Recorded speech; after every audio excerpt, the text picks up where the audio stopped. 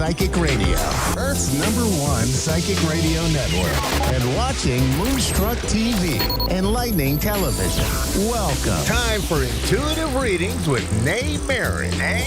Live from intuitivereadings.com.au. Connect direct. In North America, dial 888-454-2751.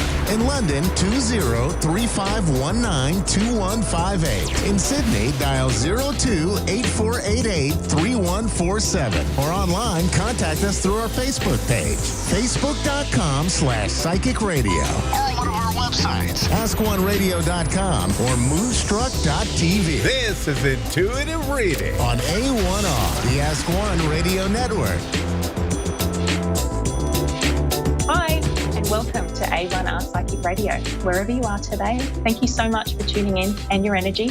I am Nay from Intuitive Readings.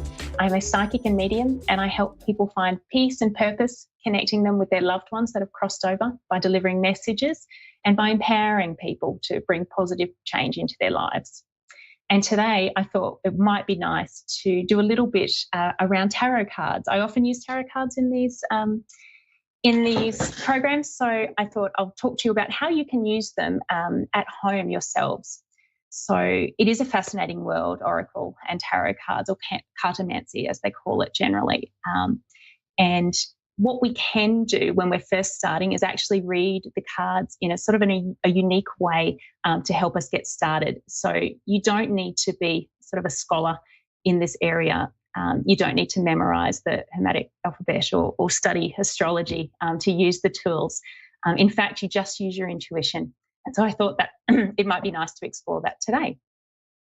So there are different types of cards you can use. Obviously, I've mentioned oracle, and I think tarot is quite a popular one as well that you may have heard of. But there's also, angel cards, numerology cards, and you can also, just pick up a general deck of cards at home and write some words on it. Okay, so you don't need to necessarily buy a new deck.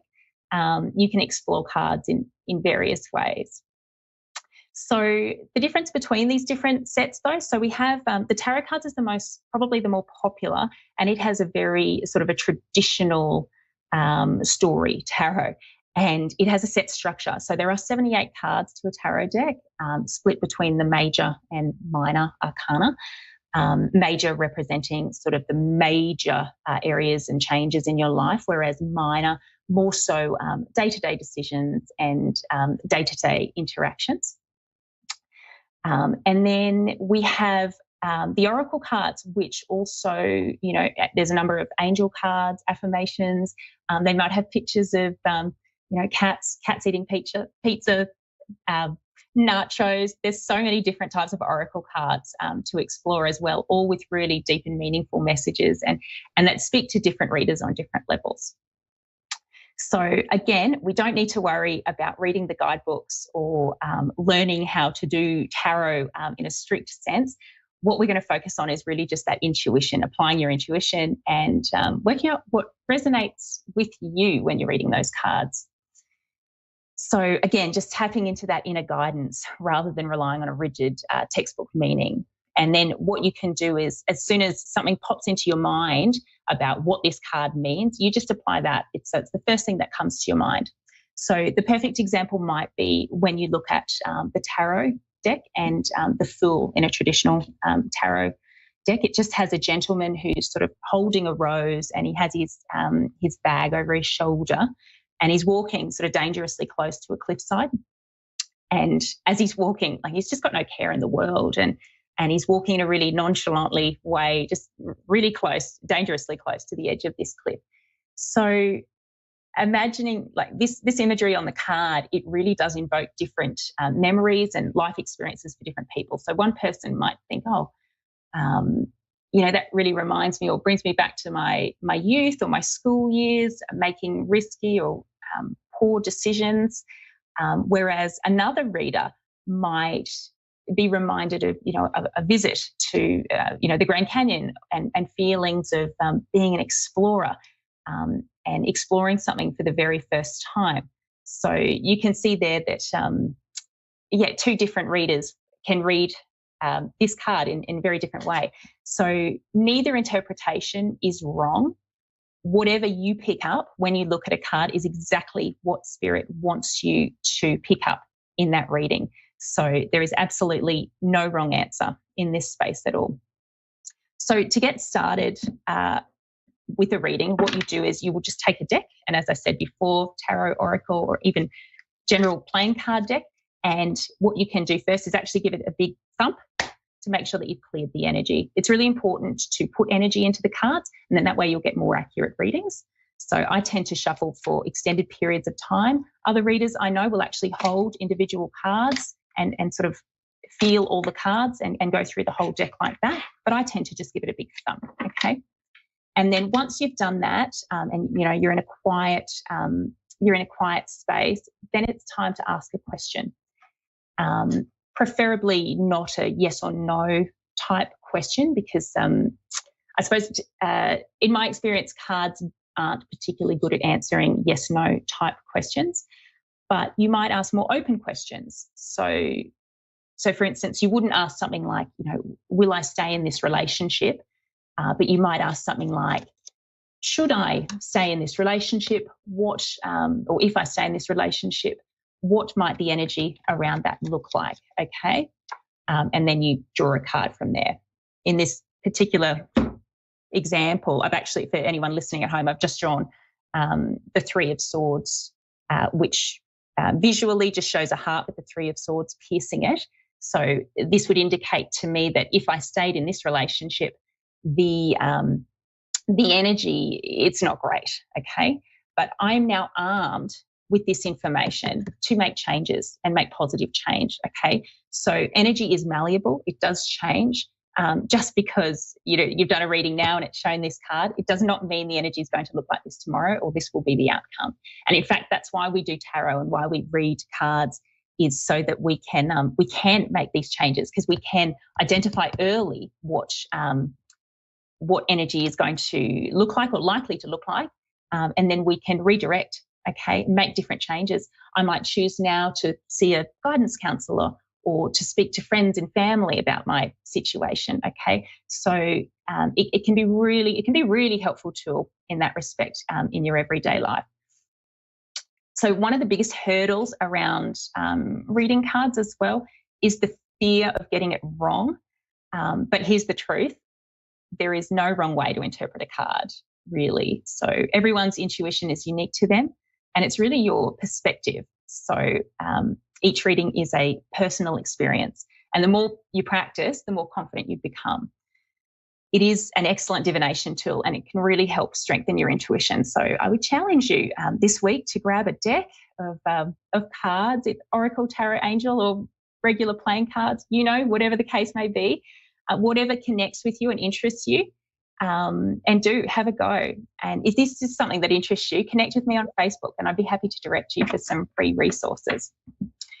So I might just jump to a caller. We have Evelyn in Mississippi. Hi, Evelyn. How are you? Hello, Evelyn. Just while we're waiting for Evelyn, I might just let you know that if you are interested in tarot or exploring cards more deeply, there are some excellent resources available online as well. Facebook has been a wealth of knowledge for me and other lifelong students of tarot as well. There are a number of free pages and opportunities to learn. So I do encourage you to check those out. Hi, Evelyn. How are you? I'm good. How are you? Well, thank you. What can I do for you today? Do you have a question? Yes. I just said, when you go through things, you keep repeating the cycle until you learn the lesson. In the last relationship I was in, it just turned out like all the rest of them, it's like you find people that, I guess going through things and you hang in there with them and encourage them and seem like things are going good. And then once they think that things have, I guess, have gotten better for them, then they switch up and go to someone else. Right. And you're feeling at a loss as to why that happened. Yeah, let me look into that. I've just done a little session for the listeners at home on tarot, so I'm actually going to draw a card with you now And what I'm going to ask around your energy is what you can do to avoid this situation again. Thanks.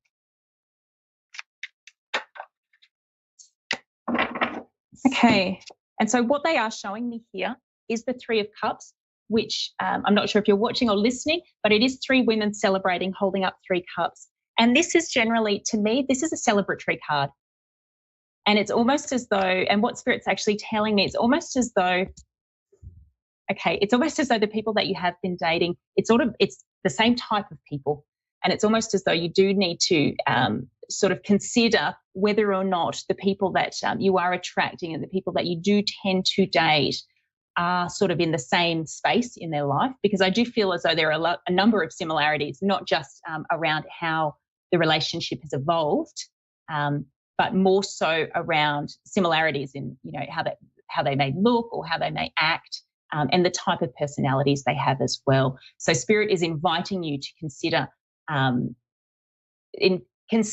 opening yourself up to exploring different types of personalities and different people as well. But I also do get a celebration coming in for you around this as well. So I almost feel as though this is a bit of a penny drop moment for you, because you kind of reflect on this and think, okay, well, this is something that resonates with me, and it does actually improve from here.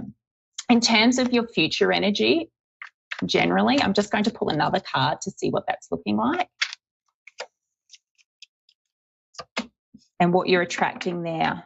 Okay, so, and I do see the Queen of Pentacles energy here as well. So Pentacles can relate to the economy and money, more the energy of money. And I feel in this sense that it may relate to the energy of money. So I do wonder if the person that you do invite in, there is some sort of, I don't want to say a blockage with money, but there is some sort of issue with money there. And perhaps it is that is what you have been inviting in the past, and that's why it's sort of sitting in your current energy and future potential energy. But perhaps give that some thought around what it is that all of these gentlemen or people may have in common that have been coming into your life, and I suppose how it is that you're going to be able to invite those new experiences with new people. Okay.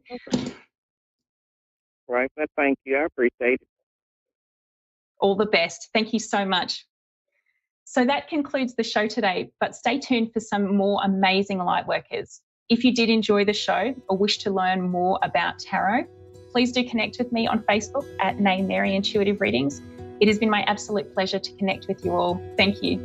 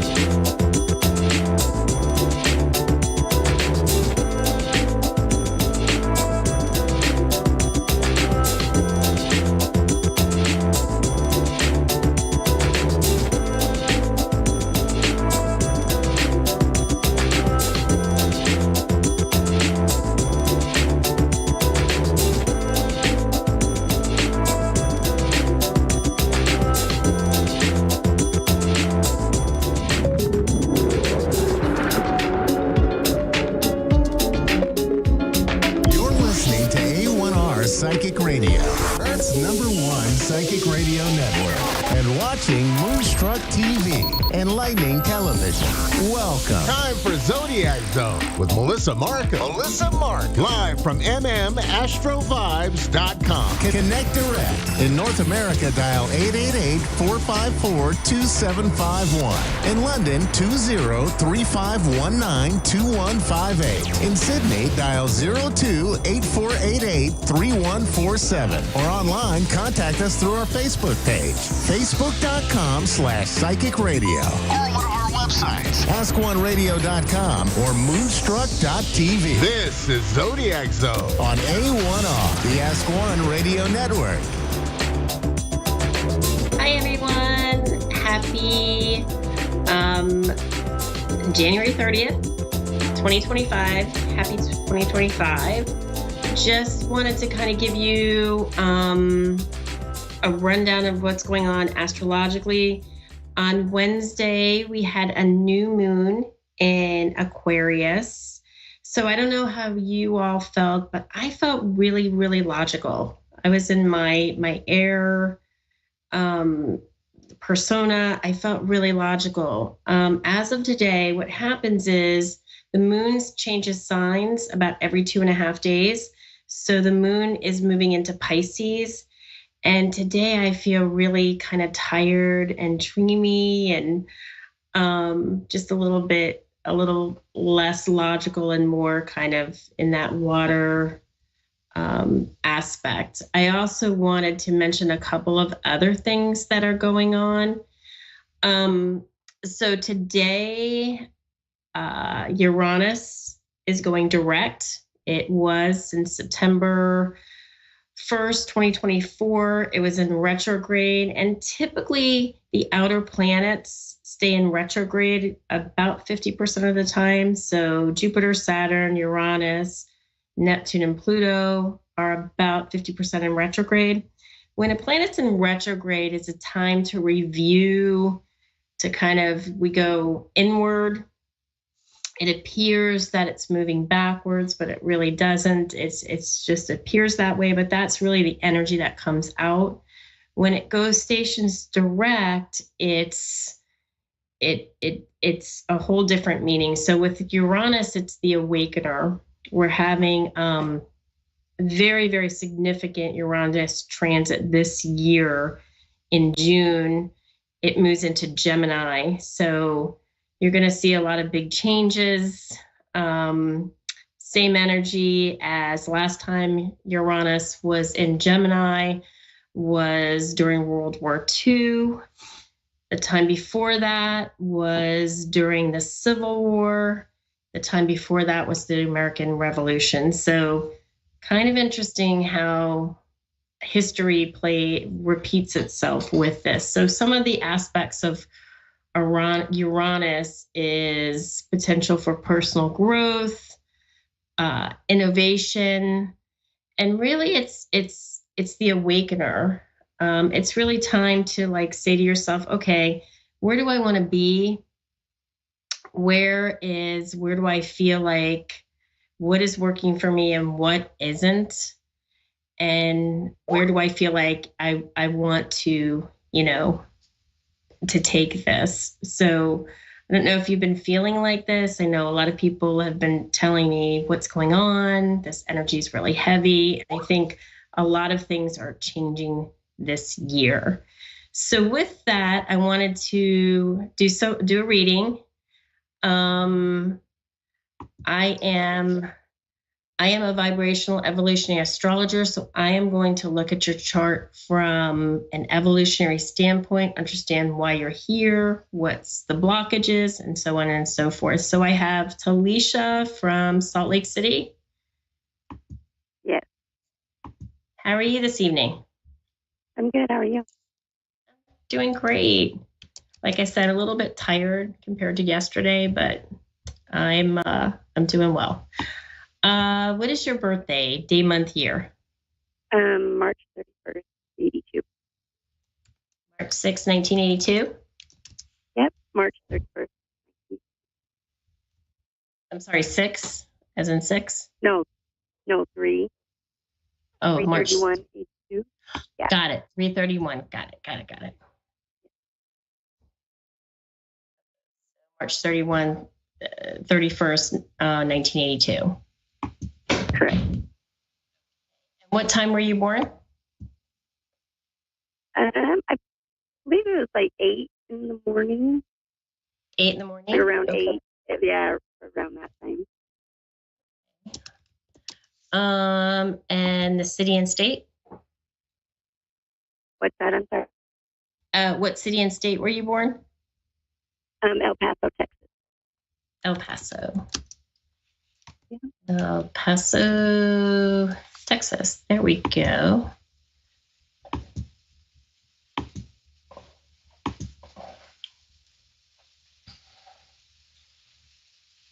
Okay. Like I said, so Talisha, what I do is I'm a vibrational evolutionary astrologer. So what I'm going to look at is something called the lunar nodes in your chart. They are the elliptical points in the sky. They are very karmic. It's going to tell me, where you're coming from past, life into this life. So it looks like if I look at these nodes correctly, you have the south node in Capricorn in the 8th house of Scorpio, and the north node in Cancer in the 2nd house. I would say with a south node in Capricorn, south nodes in Capricorns tend to be very hard workers. They tend to be pretty goal-oriented. So Capricorn and Cancer in the chart reflect mom and dad. So Capricorn is dad, while the Cancer is the moon, is mom. Capricorn is represented by Saturn. So really for this life, it's not about work and goals. It's really about getting into the emotional sense of who you are. And in this way, it really covers your self-worth. It's about, because it's in the 2nd house in Taurus, I feel like it's about building. It could be building a business. It could be building something, building yourself up, your self-worth of, who you are. I would say if I look at one other part in this chart, I look at Chiron being the wounded healer. There's a whole backstory in Greek mythology about Chiron. And basically he was a centaur, half man, half horse, and he was immortal. It wasn't until he was released from his wounds that he understood really the meaning of life. And when I look at where your Chiron is in the chart, it's in the 12th house in Taurus. So I would say with that, in Taurus, Taurus people don't like change very much. It's like they fear change. And with it being in the 12th house, it's really about, it's kind of like when things get really bad and you feel a certain way, you tend to kind of go really inward and probably not want to deal with it. And I would say somewhat it could be issues connecting to source and connecting to spirituality, where you really want to do this, but it's kind of hard because it's change and it's maybe a new way of looking at something. Huh? Yeah, and I don't like change. Yeah. Yeah. And I think the best way to deal with this is to actually make the changes, which seems very logical, but it's very hard because I have seen a lot of people with Chirons and Taurus continue to live in things that are not really good for them, because they're so fearful of what's going to happen.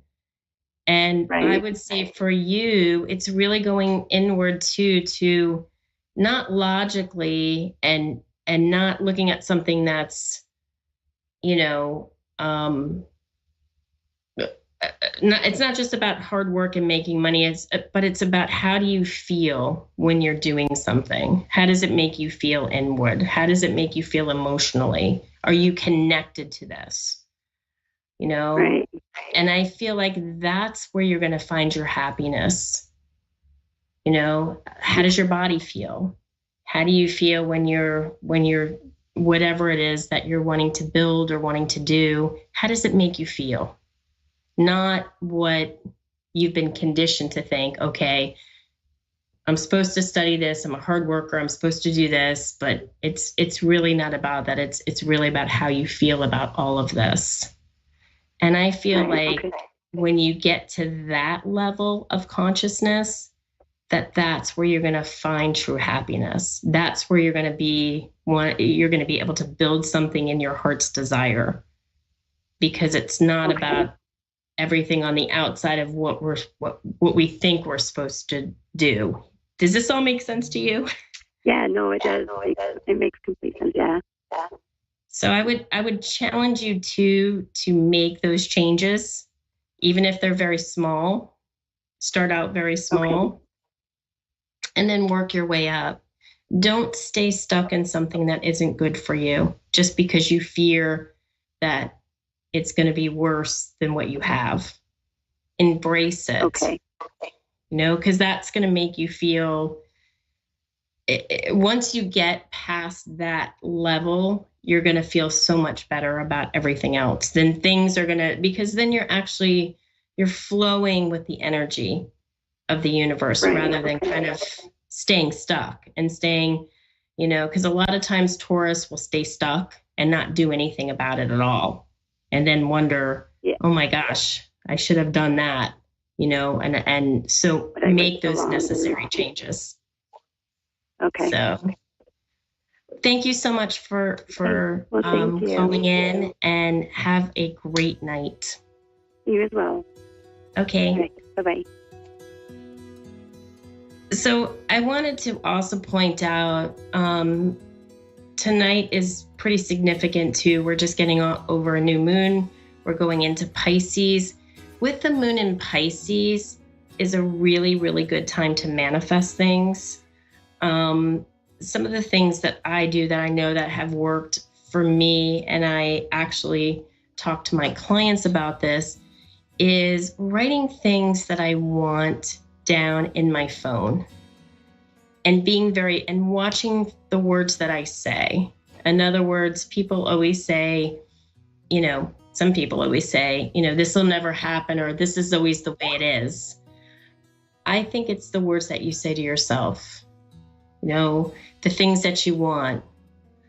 I'm going to get this, instead of saying this will never come. And it's really good to practice these things, because I think that whatever we put out emotionally is what we get back. And that's how all of this works. It's the energy that we put out, and it's about us being in a really good state of consciousness and us manifesting when we feel the best about ourselves, and not feel stuck and not feel like, oh my gosh, this will never change. Because those are the things, if you say those things, they never will change. So thoughts become actions.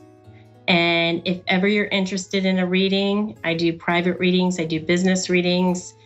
My website is www.mmastroVibes.com. And thank you very much for listening to my show tonight. Have a great evening.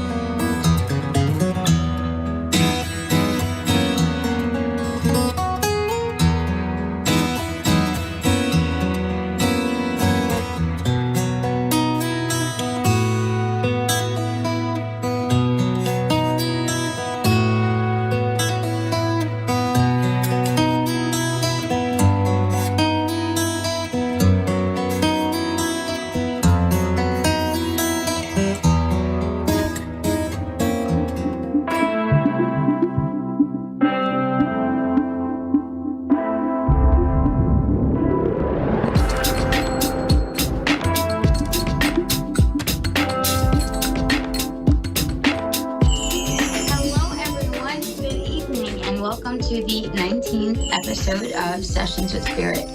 I am going to be your host and, of course, reader. My name is Sheen Rose. I also go by JJ. So it's nice to meet all of you. To my regulars, guys, welcome. Of course, a shout out to the Stiggy fam as well. I wanted to kick off tonight's episode with a couple of cards. I don't like saying collective. It's no shade to anybody. I know some readers, follow the premise of that word and whatnot. For me, I just feel as though it sounds like you're regurgitating Google terms. So I try to stay away from the super spiritual labels, if you will. It's kind of an ick for me. So for everyone, and especially going into the weekend, this is what we should expect and or take on. The first card was Potion. That card is going to be about invigoration as well as empowerment. So basically stepping into your own power.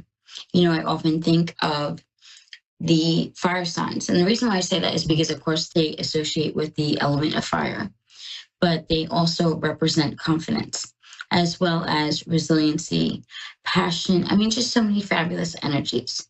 So definitely in regards to that, like stepping forward, owning your truth, and just kind of walking with a extra pep in your step. The second card was Time. That card is going to be all about self-awareness as well as presence, staying present in the moment, really absorbing what is going on, not being distracted. Think of the magician. He's all about distraction as well as even procrastination. The third card was Moss Agate. This card is all about positivity as well as change.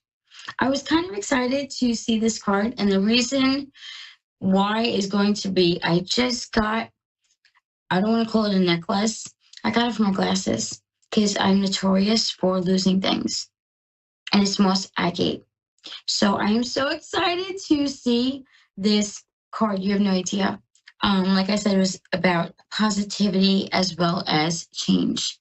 Moss Agate also represents abundance, whether it be wealth-wise, emotional, it doesn't matter. It is just all about having your cup runneth over, really, when you break things down. So that's going to be the cards for us going into the weekend. So understanding and acknowledging, I don't want to say those energies, but definitely those strategies. Okay? Guys, why don't we start with a caller? We have Allison from Colorado on the line. Hi, Allison. How are you? I'm doing good, thanks. How are you? I'm doing fabulous. What are we going to read on tonight, love? Well, I would like to know about my we'd like to change businesses. Okay. And know how that's going to work out. Not a problem. Let me grab my tarot deck. How exciting, though. I'm not asking for any information. So, Allison, please do not take offense. It's not that I don't want to have small talk. It's more a matter of I don't want to be fed any information. And especially with something as big as businesses and changing it up. Like I said before, I don't like playing Feed the Psychic or Feed the Medium.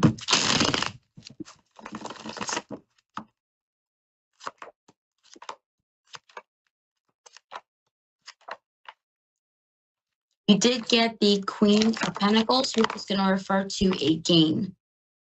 So financial gain, that is. You also did receive the Death card. Now, I know when I say that card, people are often like, especially if they are not familiar with tarot. So allow me to explain it. It's going to refer to the ending of one chapter and the beautiful new beginning of the next. I definitely would take that as switching businesses. And Allison, I'm a straight shooter when it comes to readings. I'm not going to tell you what you want to hear. I'm not going to tell you or sell you this fantasy. I'm going to tell you what the cards say. I would be very careful as to what you think when you have that like downtime, or not to say you're bored, because I feel like you're always busy. There's always something for you to do. Like something always has to have your attention. You don't ever get to really like catch your breath. And I feel like with this change, it'll allow you some more freedom. The second card was the Queen of Wands, my favorite. Actually, I have it tattooed on my hand. She is a card about resiliency. She is also a card about stepping in her power. It also relates to business. So another sign where I was like, yes. The third card was the Seven of Cups, and that card fell reversed. That card is going to refer to the breaking of cycles. So like I said, whatever you have currently going on in the present business, I feel like things are going to ease up with the changing of the guard, so to speak, with you changing, sort of lanes. The fourth card was that beautiful death card, which is going to refer to those endings, followed by that beautiful new beginning. And then that final card is the Queen of Pentacles. Pentacles refer to money and material things. It might not be in the very, very beginning where you start to see that immediate gain, but I think over time you'll realize that this was more of a financial benefit than the business before. Does that make sense? Yes, it does. Okay, yeah. I would definitely go for it. I pulled an extra card, and it was the Princess of Wands. The Princess is going to be the equivalent to the Page, which is going to be the start or beginning of something new, specifically business. Because like I said, Wands, their area of concern that they cover is business. So definitely do. I feel like it's the logical thing to do. You just kind of need, because it's that unknown territory where it's kind of like that, ooh, like, do I want to do this? Do I really want to do this? Where you're getting down on yourself. Instead, have those positive expectations and look forward to the new beginnings. Thank you. You're so welcome, love. I hope that gives you some peace in moving forward, so it's not so overwhelming. Oh, good. I'm so glad. Oh, Allison, you have yourself a wonderful night, love. Thank you. You too. I appreciate it. No problem. Take care. Oh, she was an absolute sweetheart. Oh my gosh. I hope that she does change lanes with her business. I think that for her, that would be not just the most beneficial thing to her financially, but also like mentally, emotionally, maybe even physically. So Allison, definitely do that. Switch lanes. I think we're going to go with one of the readings or reading requests from my followers. And then we'll go with another caller. First, let's go with Val's husband. And Val and her hubby are in Michigan. And this is in regards to his financial future.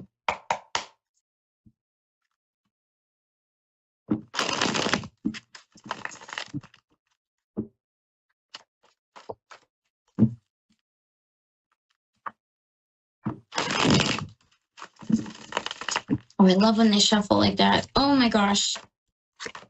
All right. Oh, love, you got the Sun card. And that's going to refer to, I like to call it a power card because it's going to refer to like the ultimate, success, happiness, contentment, joy, all of that.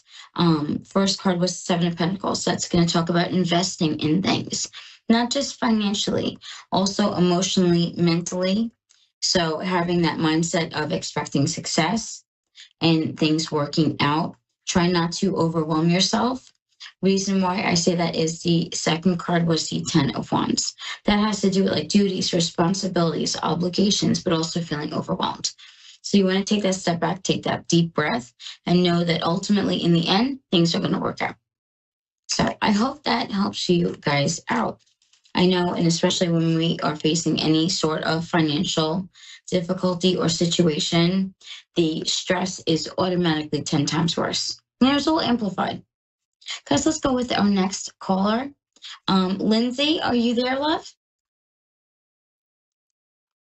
Yes, I'm here. Oh, hello, love. How are you? I'm good. How you doing?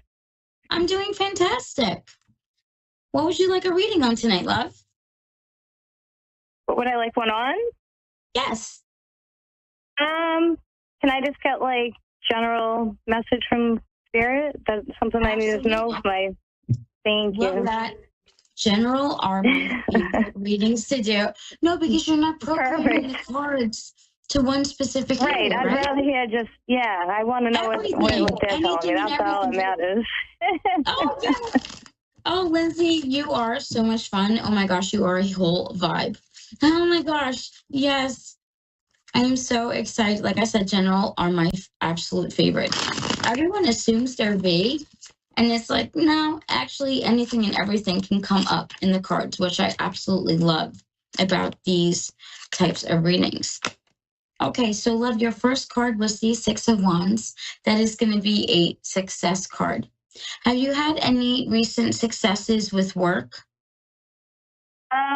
Well, it's not really. Well, yeah, I've been more creative lately with making stuff and building stuff. And I love photography and things like that. And so I'm just kind of like trying to find my way with what I like most. I love it. The first two cards of your reading were from the Wand suit, and wands do relate to creativity, passion. Definitely feel photography is like a passion. It's like a craft to you.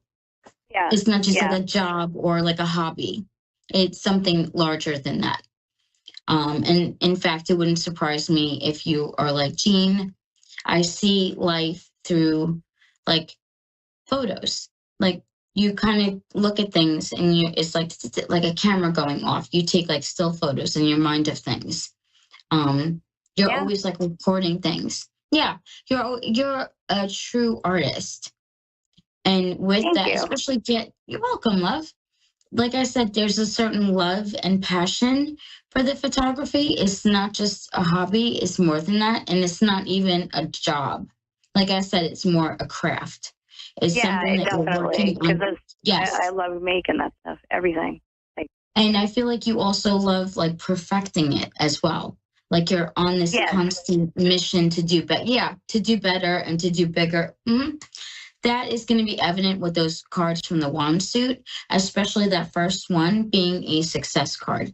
So just know that you're going to go far in this like area, and I wouldn't just limit yourself to one sort of, I don't want to say like genre, but like doing photo shoots. So whether it be like maternity shoots or nature, or like I'm just naming different, I'm not that familiar with photography, but just the different areas of it. Have yourself open.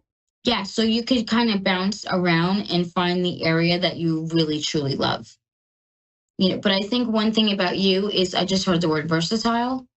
You can kind of like flip flop and go one moment, and I think it's your mood that you're in. And I have really bad ADHD, so it's like I got 40 tabs open at the same time. I love it because it's like you have to feel inspired. Yeah, but you have to feel that inspiration. You have to feel inspired. And that's, I think, what sets you apart from someone who just looks at it as a hobby, is you have that eye for it. Your third card was the Sun. That's going to refer to like ultimate success. It's also what I call a power card. It refers to like financial abundance. So obviously you're going to be very financially stable if you pursue this. You're also going to be fulfilling your passion. So you're going to have like that joy. It's not just, oh, I'm happy, or, oh, I'm relaxed. It's, no, I love what I do. The fourth card was the Devil card, but it fell reversed. And that would refer to a lack of fear, letting them all go. And I think that's just stepping outside your comfort zone. Like I said, trying different forms of photography until it's like, no, this is the one I love.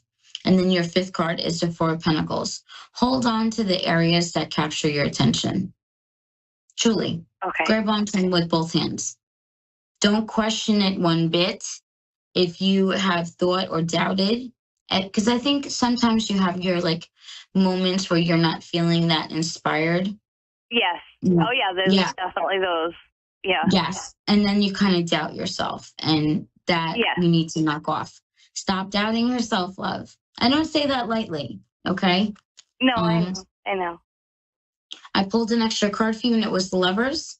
one relationship that I would definitely encourage you to work on is going to be the one that you have with yourself. That is ultimately the most. I know, like a reader That's why says I've been this, collecting the oracle cards. Like it's like an inner working. Like I don't know what. I've been on a mission for years.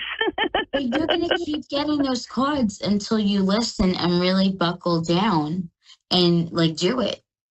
And it could be something simple. I'm not going to sit here and lecture you and be like, oh no, you have to do this and you have to meditate. No, right. So, and I cannot, nothing can hold my attention. Nothing. I can't sit there and meditate. Are you kidding?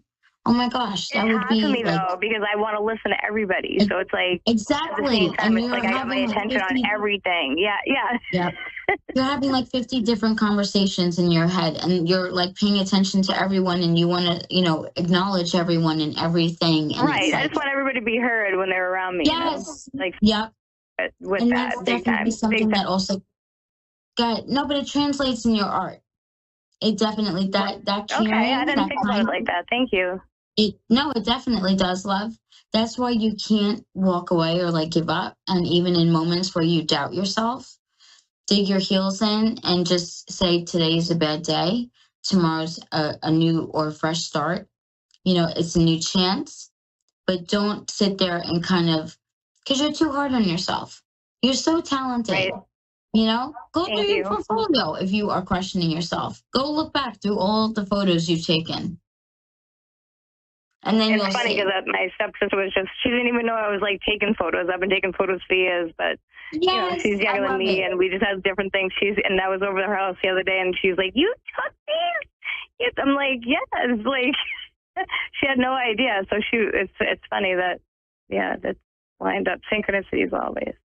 That is fantastic. That is absolutely fantastic. Love, I wish you all the luck in the world. Truly. The sky's the limit. I really appreciate your help. You are so welcome. If you wouldn't mind, love, I would absolutely adore if you keep in touch with me. That way you can. Absolutely. Yes. Oh my, especially maybe one day you'll be in a gallery. Yeah. Yeah. I'm just saying. Never know. Speak into existence. Start manifesting. And I'm serious. Start manifesting. Get yourself a gratitude journal. And don't just be grateful for the things that are happening now. Also be grateful for the things that you want to manifest. Act as if they've already happened. So I am grateful to have my first show in a gallery in New York City. Dream big. Right. We put limits on our mind. We instill those limits. That mindset of lack, we came up with that. Yeah. So don't limit what you think of or what you want. Like reach as far as your heart desires. Don't question yourself. And if you stumble and you have a day where you're kind of just not feeling it, that's okay. It's just a bad day. Just don't stay stuck in that energy. Right. Oh, love, I definitely hope that this helps. It really did. It's just making me feel better. I'm so glad. Like I said, feel free to keep in touch. You could follow me on Facebook at Tarot Readings by Jean Rose. I would love to hear from you in the future, and you let me know what. Yes, absolutely. Message me anytime. Yes. Oh yeah, I would love that because that would be epic. I'm telling you, you're going to go far with the photography. There's no doubt in my mind. Thank you. You're so welcome, love. You have a wonderful night. No problem, love. Take care. You too. Thank you so much. No problem. Oh, God. That was a very special reading, for sure. And she's going to go far with the photography. Oh, my gosh. Guys, when you just see it, or like you sometimes will get that feeling that something is going to be an absolute success. Oh, my gosh. That's what I got with her. So let's do a couple of more requests from my followers. I figured maybe we'll end with those, right? Yeah. Next one we are going to do is Irene, and she is from New York. She would like to know her future on her current love situation.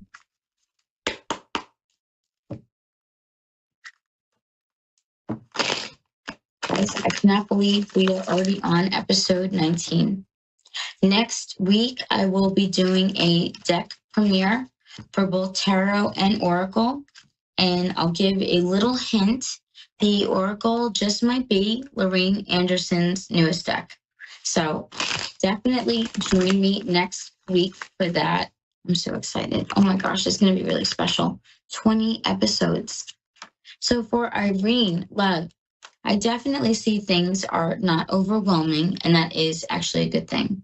The Ten of Wands fell reversed. So it's not overwhelming. It's no, like, things are done out of obligation. They're done because they want to be. The second card was the Sun card. I definitely would see where things go, even if they are off to a slow start.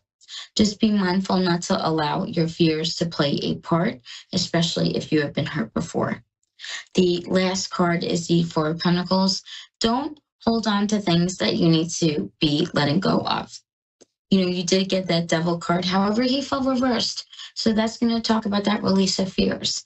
But you don't want to hold on to that residual hurt or even that residual fear. We'll pull one extra card, the Lover's card. So definitely a connection with that future potential. See where things go. Write your love story and enjoy each day as you build that solid foundation. You know, really enjoy things. Stay present, okay? And then I think we have time for one more, if I'm not mistaken. I'm going to go ahead and read for Eva. And I'm going to do just a general read for her. Yes, that was what she requested.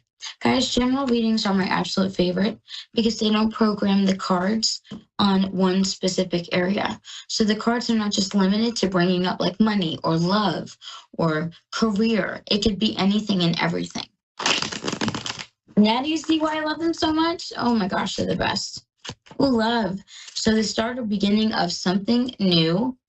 Specifically, I want to say a sense of happiness, especially with the Queen of Pentacles dropping right after. This would be a gain of some sort, definitely in terms of bringing on a sense of stability, as well as feeling grounded, even having that much needed balance.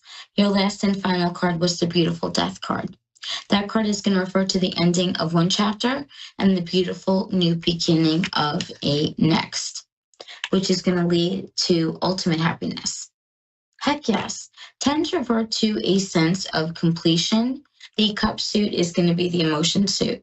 So that specific 10 is going to relate to happiness, contentment, joy even, feeling relaxed. All of those awesome emotions that fill that positive spectrum. So I think that's absolutely fantastic. Because should we pull a couple of cards tarot-wise for everyone in regards to the upcoming weekend? I am so excited. It is Thursday night. Oh my goodness. I work for 2 more days and then I have Sunday and Monday off with my beautiful wife. So I am elated. I always get excited about this part of the week because then I also get to spend this time with you. So for all of us, we have to be in control of our emotions. First card was the Queen of Cups. If she falls upright, it can relate to even like a drama queen or someone being overly in their feels or using it to gain attention, like being dramatic, okay? They'll reverse, so we're going to release that. The second card was the beautiful Ace of Cups. That's going to represent unexpected blessings. So fantastic things are going to apparently come about over the next couple of days. So be on the lookout for those blessings, opportunities, and even possibilities. You never know how spirit works. The third card, the King of Cups, and that card too fell reversed. That is going to refer to a release of that negative emotional energy. Yes, so if you are around like even like a Debbie Downer, it is no longer being around that energy, possibly even them changing their ways. So fantastic cards, guys. Let's pull one more. And that was the Two of Pentacles. We are definitely going to get some balance over these next couple of days as well. I think it's also because we're getting further and further out from the full moon. Now, of course, we have the new moon and all of that. You know, we have so many fantastic energies just kind of going around. Yes. Guys, I thank you all so very much for joining me this evening. This was an absolute blast, and the readings I did tonight, I really enjoyed. You can, of course, follow me on Facebook at Tarot Readings by Jean Rose, but also if you are on TikTok, you can find me under Mrs._Stiggy, Stiggi. Definitely come out and see us, maybe even join the Stiggy family. We are a cool bunch, and we definitely do a lot of readings. So we have a blast over there. Also, you can find other info on my business page on Facebook, including my link tree, which will include things like my Instagram and such. If you are wanting to book a reading, definitely don't hesitate to reach out and contact me. You can do it via email, Facebook Messenger, even Instagram. So definitely pick your poison that way in regards to which platform you're most comfortable with. Guys, it was an absolute pleasure this evening. Thank you so much for joining me. Join me next week for the 20th episode. We're going to do something a little bit special next week. You guys be blessed. Have a beautiful weekend, and I will see you soon. Good night.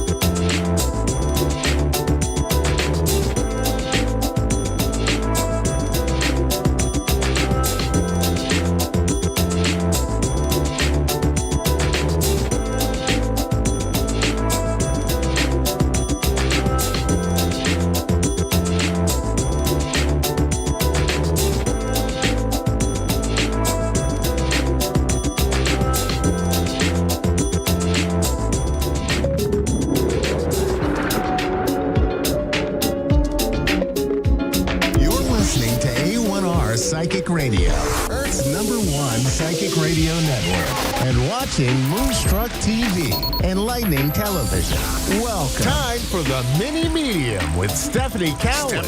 Live from tarotwithsteph.net. Connect direct. In North America, dial 888-454-2751. In London, 20-3519-2158. In Sydney, dial 02-8488-3147. Or online, contact us through our Facebook page, facebook.com/psychic radio. Or one of our websites, askoneradio.com or moonstruck.tv. This is the Mini Media on A1R, the Ask One Radio Network.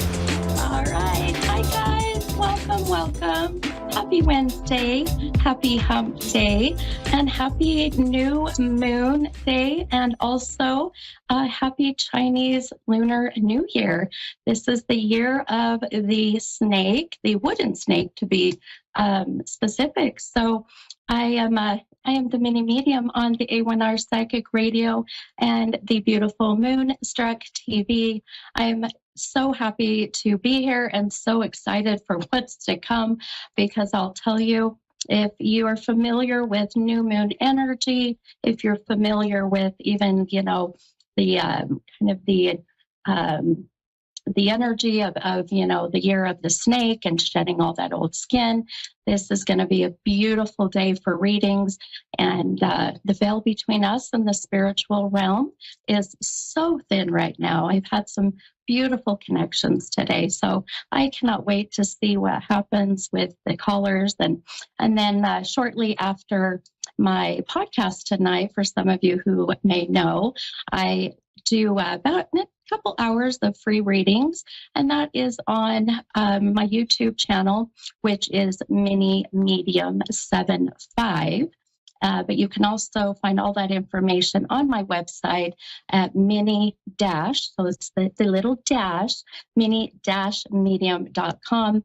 And all that information is also right down there as I can see it. So please feel free to hop on the website, and that'll have all of my social media stuff. So anyhow, I am so excited to see what the cards brought today too. So I'm actually a little proactive today. Surprisingly, it's just so not like my Gemini side. But the number that I've been seeing today, by the way, is the number 15. And so for some of you who may know, when I do, my podcast, or literally every day, I have, numbers that come up, signs and symbols, whatever it may be. And the number 15 has been very, very strong. So it's going to be very connected to, like, the 15th would be a death date, a birth date, an age of 15 years ago. So just kind of keep that in mind. And I always say the number will always connect and resonate to either one of my callers tonight or even one of my readings later on as I do these free readings, tonight on my YouTube channel. So, all right, we'll keep that 15 in mind.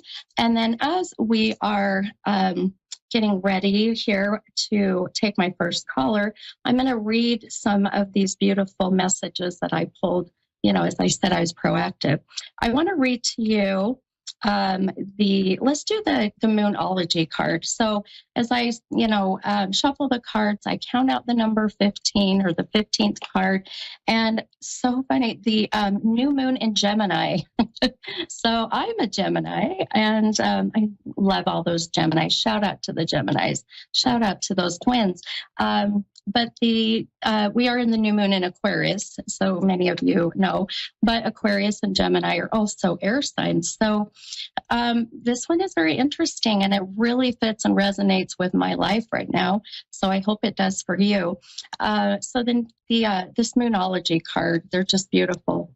The message, the new moon, the new moon, the Moonology Oracle message says, this is for everyone, that communication is key. I'll kind of hold that up here. So communication is key. And boy, if that is not a serious, truth, I don't know what else is, right? So you can see the beautiful card here, and the new moon in Gemini. So, and as many of you know, the new moon is where we're at that cycle of manifesting new things. So if your message is communication is key, and you are wanting to manifest new things in your life, well, I suggest that you have some good communication, not just with, your family, your friends, but also have that beautiful communication with yourself, with your spirit guides, with the universe, or whoever you feel that your maker, your higher power is. And, I'll tell you, communication literally is key. And so I hope that resonates with many of you. I know it sure does for me.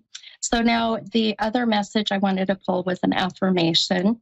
And the affirmation, this is so beautiful. I'll show you, even these cards are just beautiful to have the beautiful butterfly here.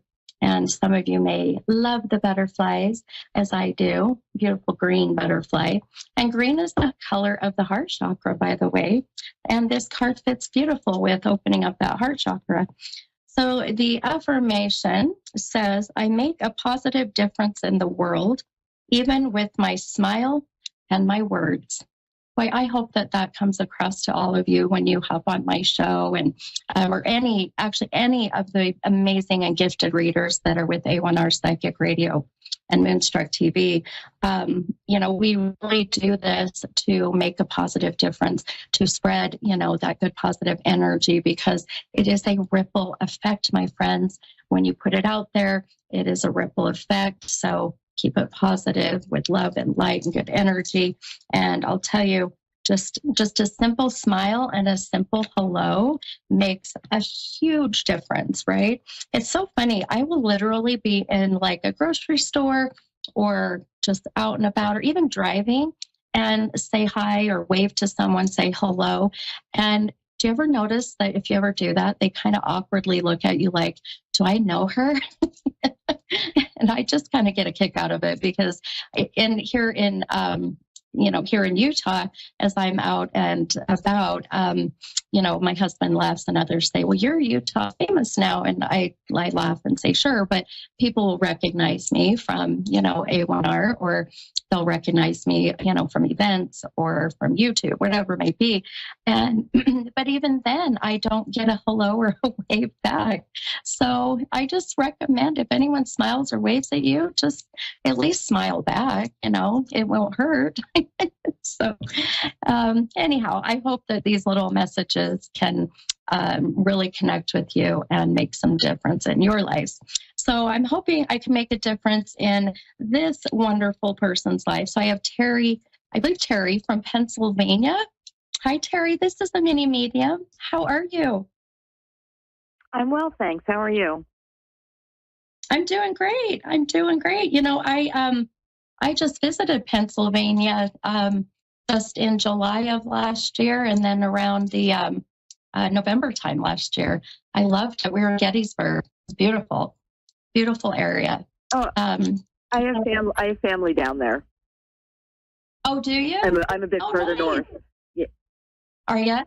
Oh, I love it. My husband's a huge Philadelphia Eagle fan. And so I took him to a game at the stadium in Philly, and oh my gosh, he was in heaven. He was in heaven. So I think Pennsylvania, just Gettysburg, the energy there, and being a medium, just connecting with all of the, the energy, but just the history. It was incredible. So anyway, one of my favorite places to visit. But this is all about you, my friend. How can I help you tonight? Oh, okay. I don't know. Do I ask you questions? Is that how you work, or do? We have about, we usually have about 12-ish minutes. I know they're short and sweet. So I always say, some people call in and they say, well, a general reading. Some people ask for a specific topic, whether it's, health or work or kids. Some people ask to see if we can't channel a loved one who has crossed over. So whatever you're feeling, I'm happy to help you with. Okay. Well, I'm coming up onto my second Saturn return at this point, and so I am. As far as work and I'm empty nesting. I've had a huge transition over the last 2 years, and I'm not sure where I'm. I know where I'm at, and I'm okay here, but I'm not sure if things are going to be changing for me, whether it's career wise, or if I'll meet somebody and have a relationship, or have some make some friends that are, because I just moved down here. So, yeah. Okay. I love it. Okay. And I love that you have recognized, or that you're mindful in the shift, that you are experiencing within your journey. And I feel you're embracing it as best as you can, by the way. I do feel that you're taking it all in and trying to, do the best with it, but also to learn from it. So I commend you for that. You may not feel that you are, but I feel you are. So maybe I'm doing my best. Yeah, you are. I love it. And you really have a beautiful energy and just a positive outlook. And I can feel that coming from you. And I cannot express how important that is. I always say, life is obviously what we make of it, but it's really about also how we react and respond, to change, or, to even, those not so great, events that happen in our life. But, all that energy we put out in the universe comes right back. So I say, it's that karmic lesson, and some are harder than others and some are beautiful. So, but with that said, I pulled a couple cards for you. I want to ask you really quick. You may have heard me mention that the number 15 had come up pretty strong today. Do you resonate with that number as a death date, a birth date, an age? My one of my children, that's his birth date. Okay. Wonderful. This is what I love to hear. Okay. So this is just some validation of our guides working together, and even to possibly bring up one of your children. So, or maybe just collectively. I know you said you're getting ready to be an empty nester. So I know that, that sure is a whole new world. It's a whole new transition. Yeah, it sure is. I'll tell you, it's is this a son that was born on the 15th? Yes. Okay. So, and do you have 3 children? I keep feeling like there's 3 children around you. I do. Okay, beautiful. We're vibing well, my friend. Good psychic flow. So I'll tell you, I pulled a couple cards, and this one that I love for you, I'll show on the screen here in case anyone wants to, if they're watching, this Ace of Cups card. And this Ace of Cups card that is right side up, the cup, when it's right side up, it really connects with the fact of you filling up that cup. It means that cup's been empty and it's time to fill that cup up. And in this card, it sits right at the beautiful heart chakra, which we were just talking about a minute ago, or I was bringing up with the affirmation.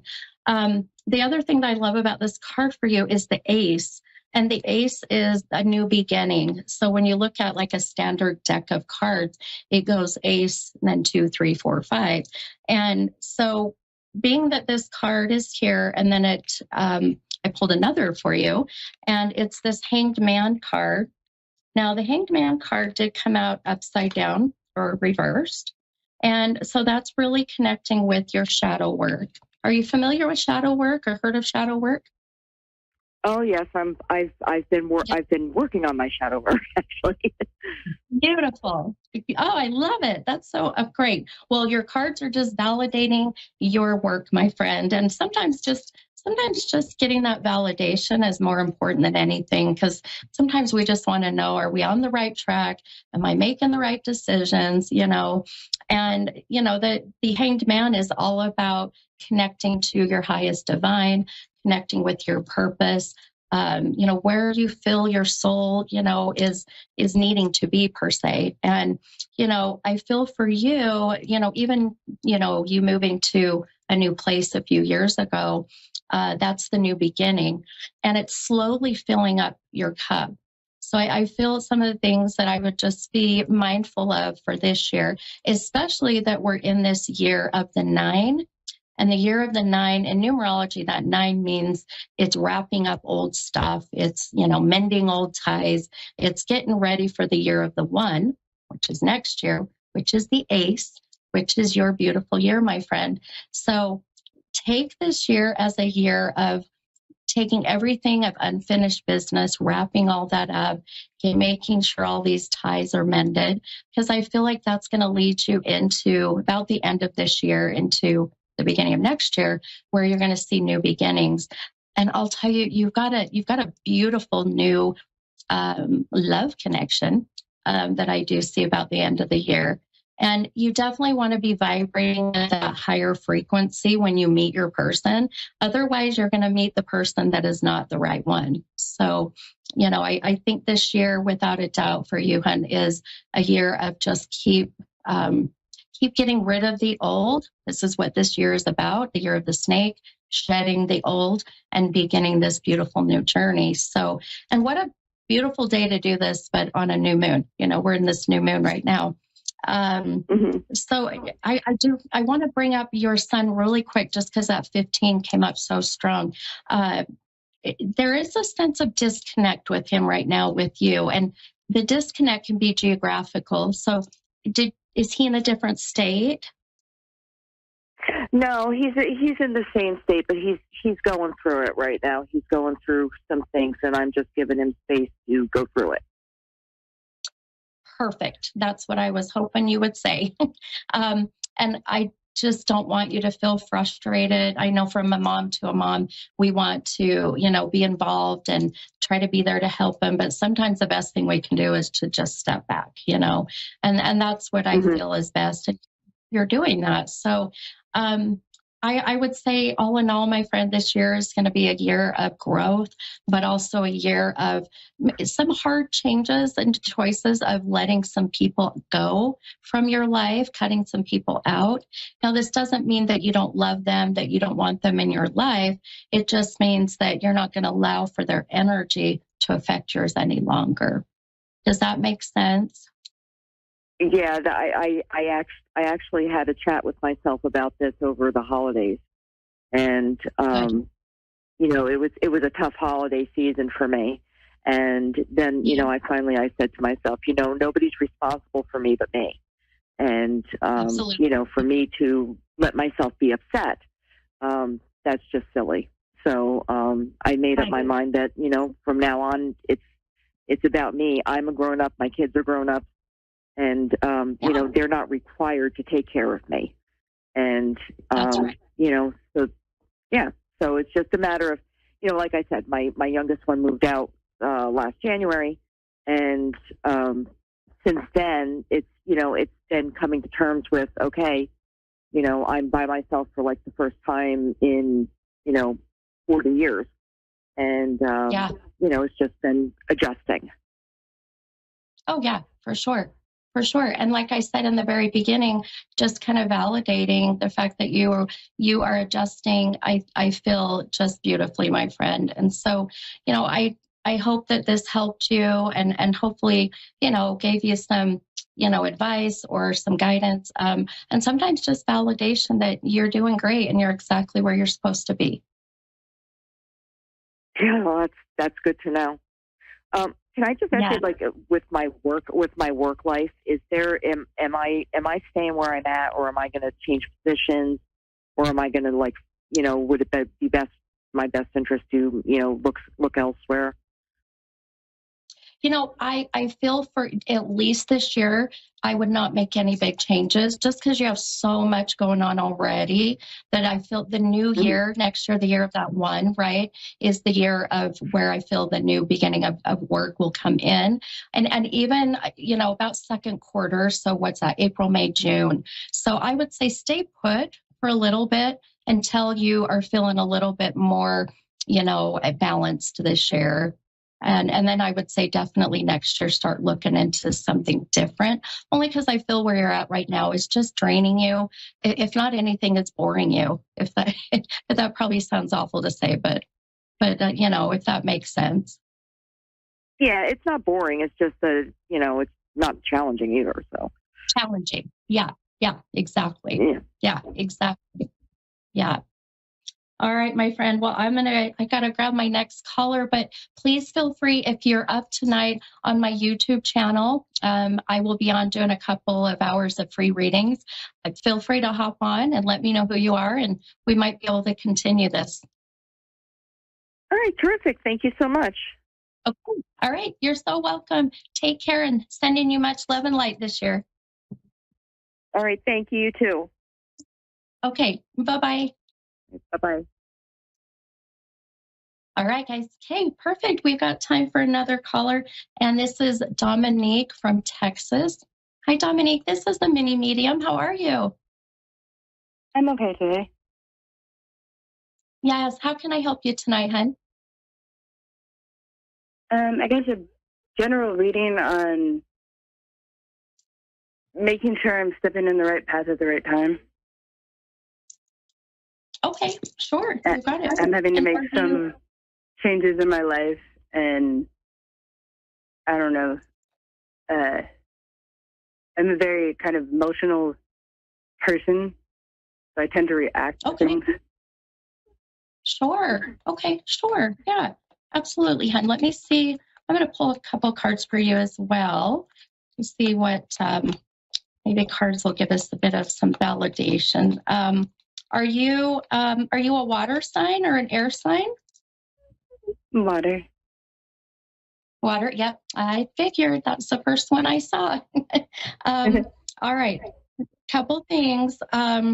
So, you know, in a general sense, but I'll try to, you've got a lot coming in. So let me ask you really quick again. I don't know if you heard me earlier, but I pick up numbers. Numbers come through to validate certain things that will connect me with my callers, or, you know, later tonight when I do my free readings on my YouTube channel, you know, these numbers will be very specifically connected to somebody. But the 15 has been coming up pretty strong, which would be like the 15th of a month as a death date, a birth date, the age of 15, 2015.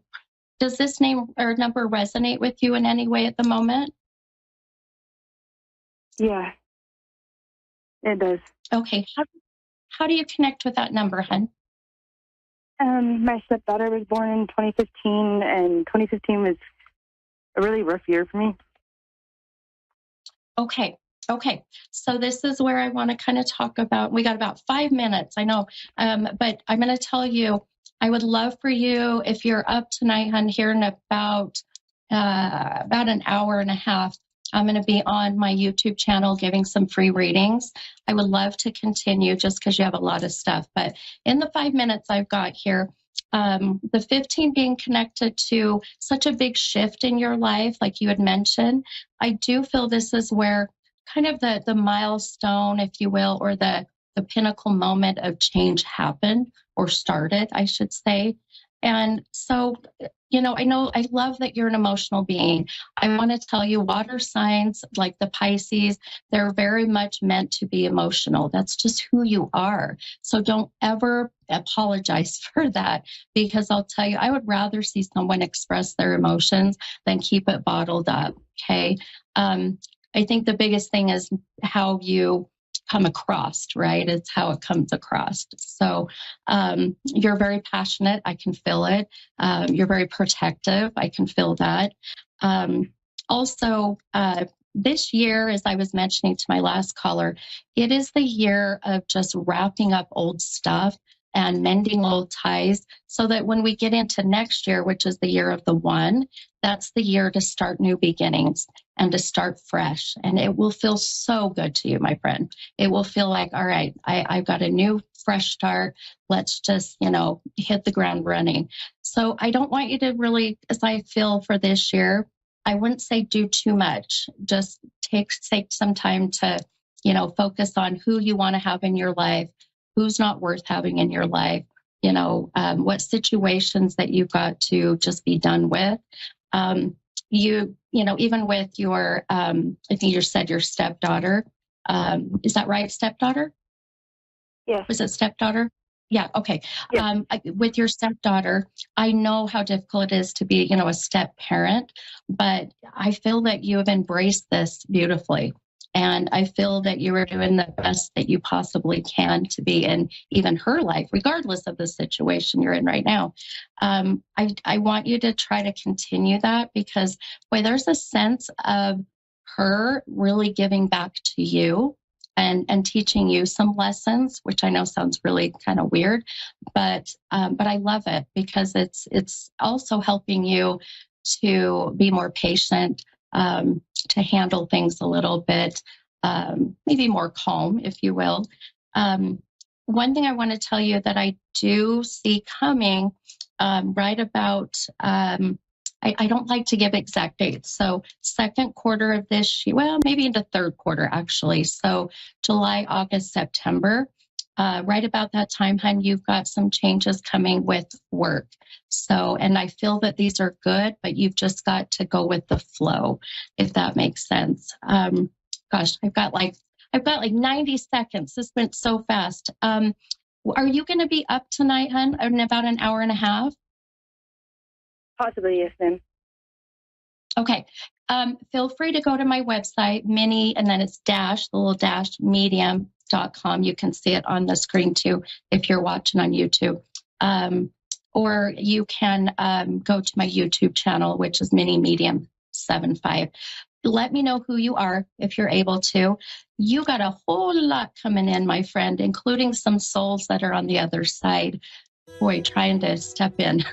So, but all in all, I want you to just take a deep breath this year and just try to take care of unfinished business, okay?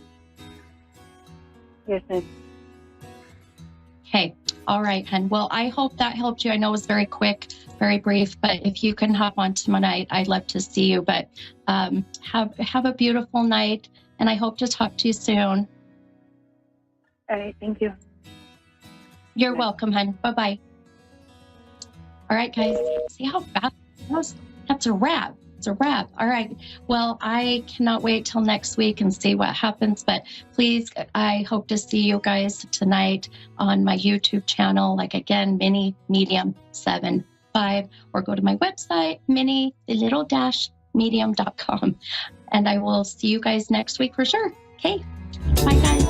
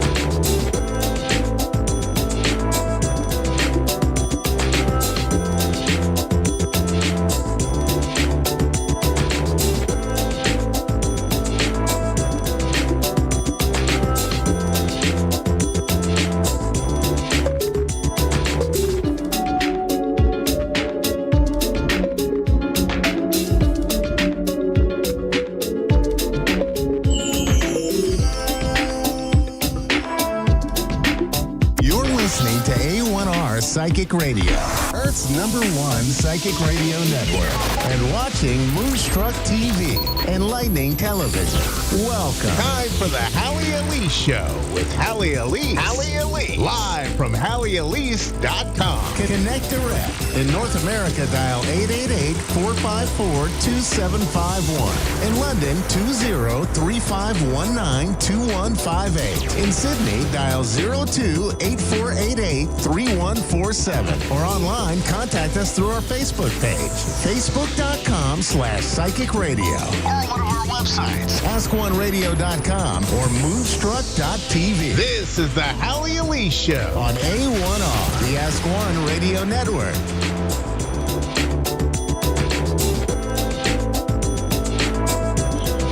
Hello, everyone. As always, I am delighted and excited to be here. I was laughing because my producer, like usual, is causing mischief beforehand. So we were playing a little bit. How is everyone this evening? Tell you, life is kind of funny sometimes. You think you have everything under wraps, and next thing you know, it changes. And I believe that we all need to really and truly find things that create stability and harmony within ourselves. So for instance, I have this lovely lady who's been a client for probably about 15 years, 18 years, something like that. And a lot of what she's been going through has to do with relationships, specifically romantic. And she realized that there's a pattern that she seems to be in, and she's gotten stronger and better over time because each time she goes through it, she realizes that there are some things that are in her control.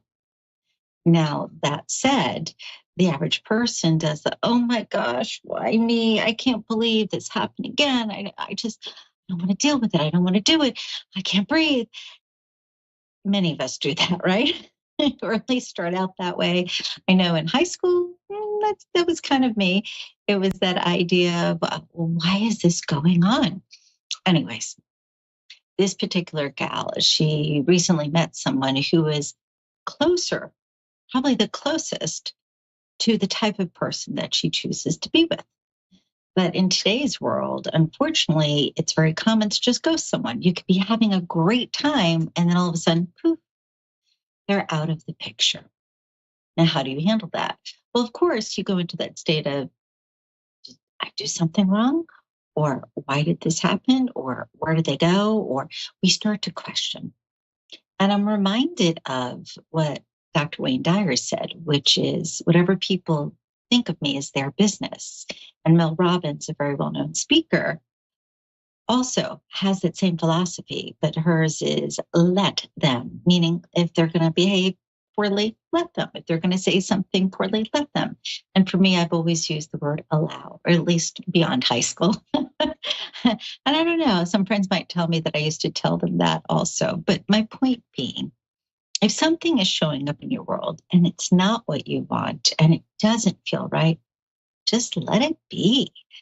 Focus on what is it that you can do for you. Focus on your energy, your integrity, your being centered. Give that your attention because everything shifts.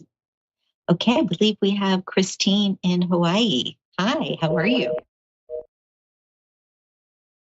Is her? Oh, we lost her. Hopefully she'll come back. Oh my goodness. Lovely technology. I love when it works. When it doesn't, not so much. And those of you who know me well or know me for a long period of time, it's a standing joke. Like, okay, what's going to happen now?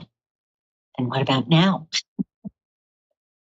All right, I think Christine is back with us. Hi, Christine, are you there? I am. Aloha. Aloha. I love it. Aloha is hello and goodbye, yes? Correct. Okay. And everything in between. And everything in between. Okay. In Hebrew, it's shalom, which means hello, goodbye, and peace. So kind of neat how we can have one word that takes care of everything. How are you tonight? I'm good, thank you. Awesome.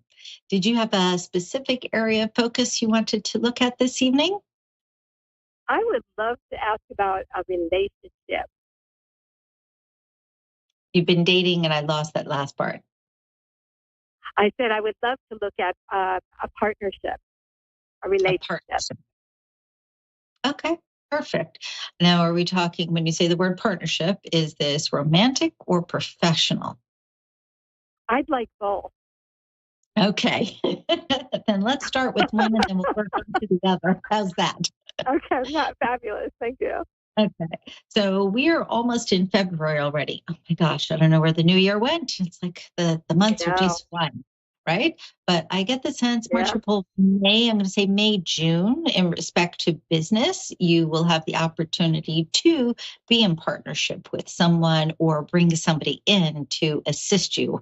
I almost get the sense of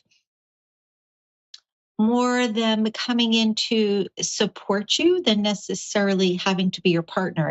In other words, somebody who has your back, somebody who says to you, you know, I like what you're doing and I'm going to fund you. Or I like that idea and I would like you to make it happen and I'm going to be available for advice, versus somebody who comes in and says, hey, let's shake hands and we're going to partner, and every single day I'm going to tell you my thoughts and you have to tell me yours. I'm not getting that as far as business, but I am getting supportive. I am getting where somebody wants to come in and mentor you and be there for you. And again, there may be some financial assist here as well.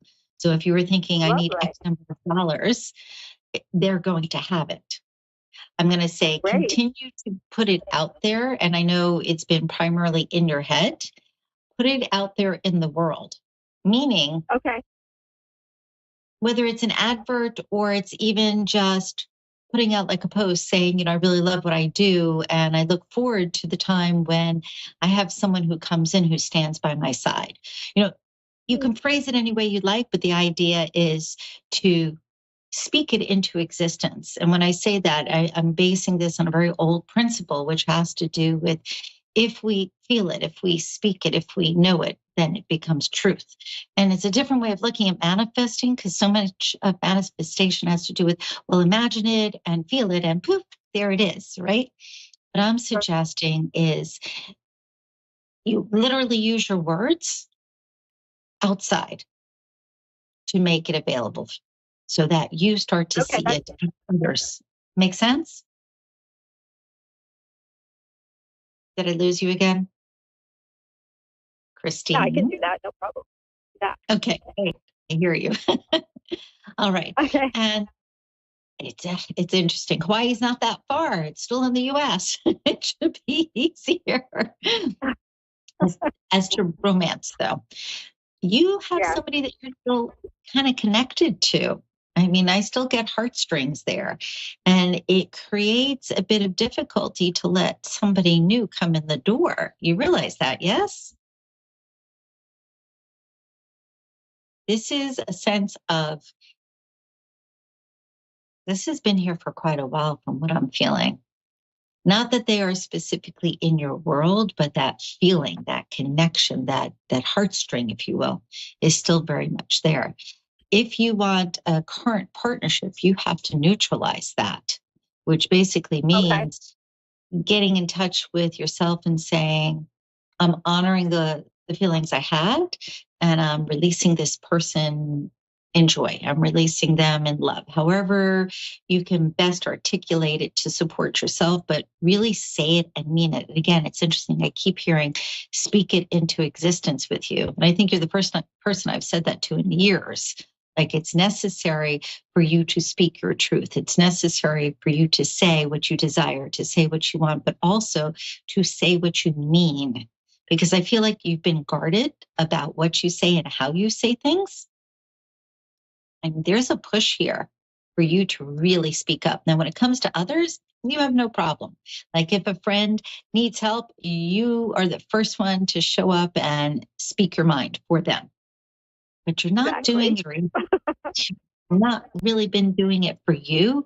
And again, I'm just hearing from the universe at large that it's time to speak it into existence. And I'm using those exact words because that's how strong it's coming in. Speak it into existence. Think about it, feel it, speak it, and watch what happens. As far as specifically romantically, I keep hearing the number 8. I'm sorry, I don't feel like it's 8 days, but I do get the number 8. So to me, this could be August. And actually, that would be 8 months also, wouldn't it? Yes, because January is still technically in January for another day. So I'm leaning towards August as the time period when there's somebody new that comes into your world. In between, though, don't be surprised if an old connection or two pops in for you. Because I'm getting you're moving into a realm of being noticed in a big way. And if there's somebody that you're not caring about, you're like, oh, they're really nice, but yeah, no. And just again, speak your truth, but remember the word kindness. Okay. Thank you. Because again, with friends, kind, not a problem. When it comes to sometimes yourself, your outside voice is not really speaking truth because you really don't hate anybody. You really don't dislike anybody. You just sometimes don't like certain people in your space. So be careful of how you say things. Right. Thank you. You're very welcome. So think a few months as far as business things starting to click, and then I'm leaning towards August that you have somebody new come in. All right. All right. I thank you so much for calling. Have a great night. Bye-bye. Bye. Okay, we have Lynn from Pompano on the phone. Hi, Miss Lynn. Hi, Hallie. How are you doing? I'm great. Did you have a specific area of focus, or did you want me to see just what pops up here? Yeah, toss up. Yeah, general. Pardon? General reading. General reading. Okay. So I keep hearing the word business, change. So oh my, feels as if what you've been doing for many years is about ready to shift. And I don't feel like it's you saying all of a sudden, hey, see ya.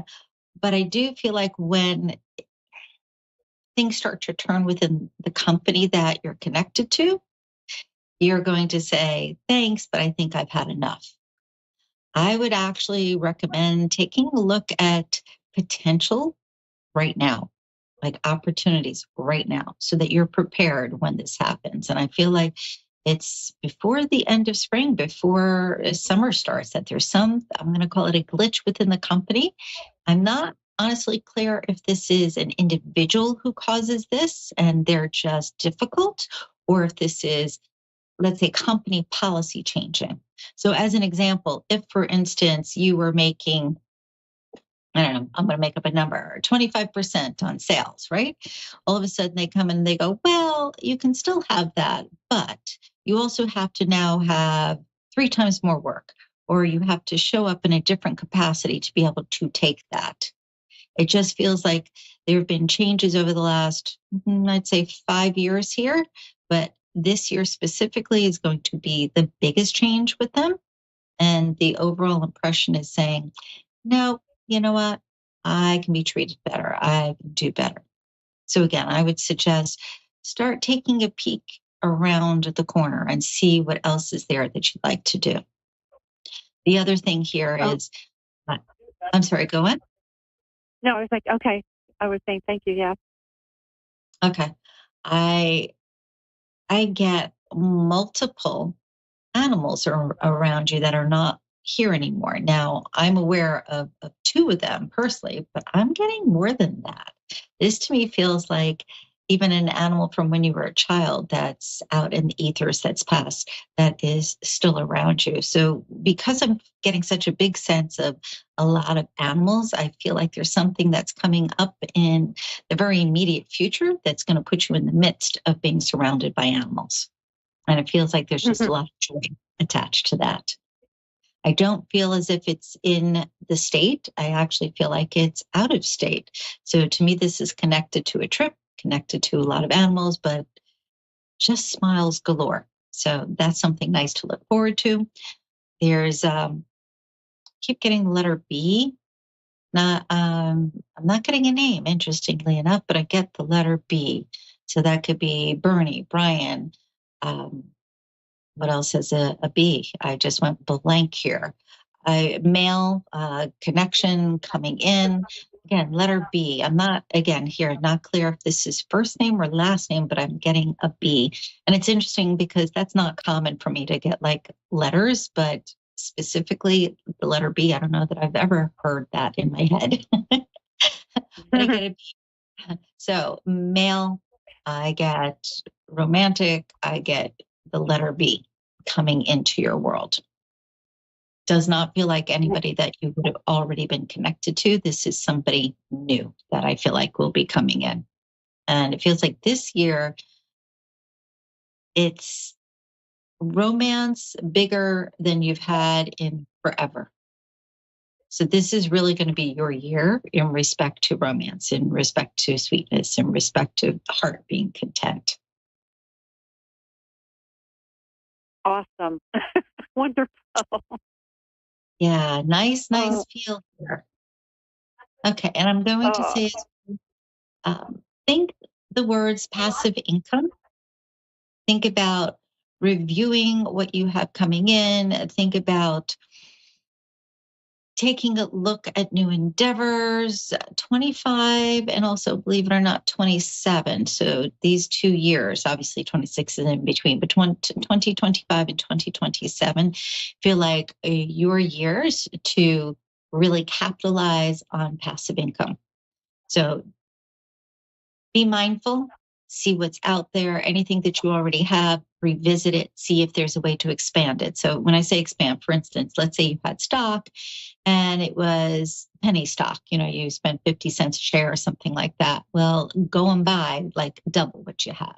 Or if you have something with a big name and you only had a share or two, get an extra share. And I'm talking small numbers, relatively speaking, but I feel as if something is about ready to go like this and really expand for you this year when it comes to monetary endeavors, when it comes to saving, when it comes to passive income. And again, you'll have a repetition of that 27. 26 feels like holding pattern. So whatever takes place this year adds to what you will have for your future. 26 feels very sedate, as if you just kind of hang loose. And then again, 27, doors open up, and it feels as if specifically February, March of 2027, where it's a great time to take a look and see what's most auspicious and what's most valuable to put away. And I'm going to say, think too, in respect to passive income, not just, let's say, stocks or bonds, but think gems, think odd gold. I'm not suggesting you go buy gold bricks, but I am going to suggest taking a look at what you have, having it evaluated, because there's something coming up here for you, again, that has to do with extra money flowing in from a passive source or multiple passive sources. And this is going to be a great year for that.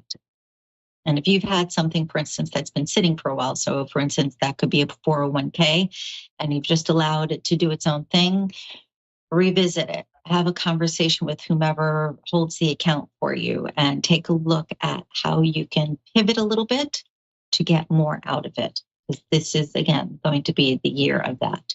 By the same token, I feel like middle of March is kind of wonky. I get something popping up that needs your attention financially. So to me, this could be like, I don't know, a carburetor in the car. And I don't even think we have carburetors anymore. I'm showing my age, but I'm trying to just to give an example that there's something that's going to need your attention, as in like it'll need a repair. Or it could be something within the home, but I lean towards car for some reason. So it may be as things starts to shift with finances and again, expand on a passive level, you may have to take care of some things on that physical plane that they'll show up and be inconvenient, but it's not anything you can't do. And I actually feel like before the end of this year, you'll have a new car, even though your car is not horribly old. Right. Yeah. I just had a new car because of an accident I had recently. Okay. Okay.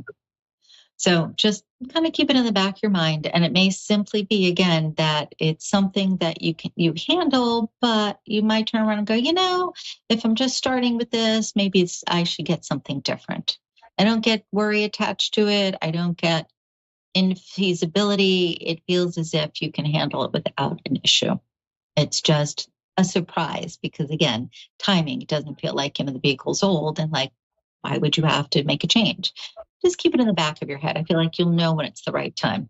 Okay, speaking of cars and accidents and all that not fun stuff, upper back, I keep getting discomfort with.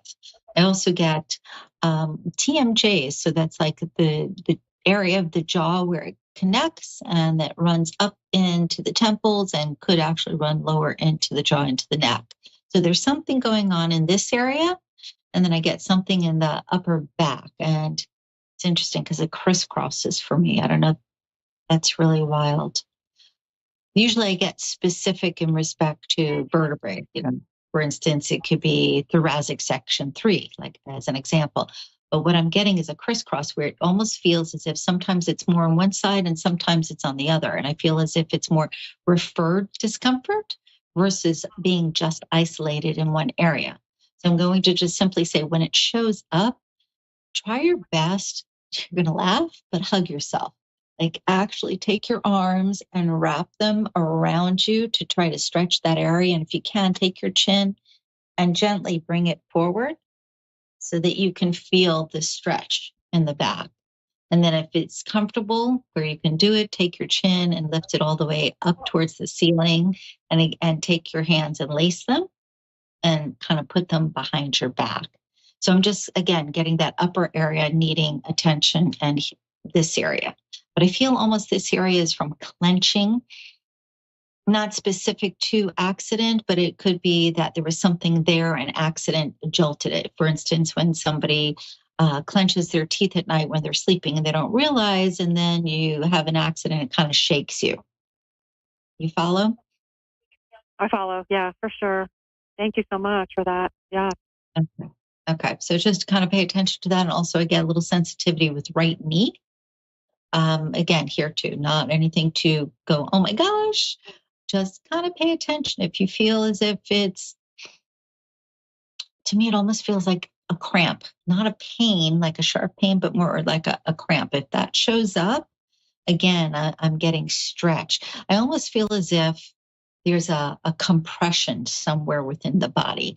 And I'm not a physician. So sometimes, the exact words come in and sometimes it's more of just a sensation. This is more of a sensation, but it almost to me is as if the vertebrae, and here now I come to the spine, we have those, the bones that are on top of each other and in between there is like a cushion. It almost feels as if the cushioning between the vertebrae is somewhat off. Now, does that mean maybe there's some inflammation? Could be, or it could be something where there may be something slightly degenerative. Again, though, I don't get concern as in major surgery. It feels as if everything that I'm sensing, there are things that can be handled, and they can be handled holistically if you want to go that route. Okay, which I do. Thank you. Yeah. Yeah, I'm going to say to really be mindful of your collagen and be very mindful of vitamin C. If you've slacked off on either or, get back to it and see if you can handle I'm going to say maximum dose. You'd have to investigate. I don't know in respect to collagen, on a daily basis or vitamin C on a daily basis, but check and see what the maximum dose is. It feels like your body would benefit from that right now. It feels like hydration's not an issue, which is good. I feel like sinuses are a little annoyed with the weather, but that's no big deal. Heart feels healthy. Like overall, body is actually pretty good, though I just get that, I'll call it tension compression, that to me feels like that needs to loosen up, soften up, stretch. So however best you can do that. But I come back to actually crossing your arms, hugging yourself as really helpful to open up that back area that I'm feeling that's crisscrossed or compressed. Make sense? Okay. Yes, it does. Mm-hmm. I do a lot of things for work. Yeah, thank you. Okay. Do you have a specific question you'd like to address?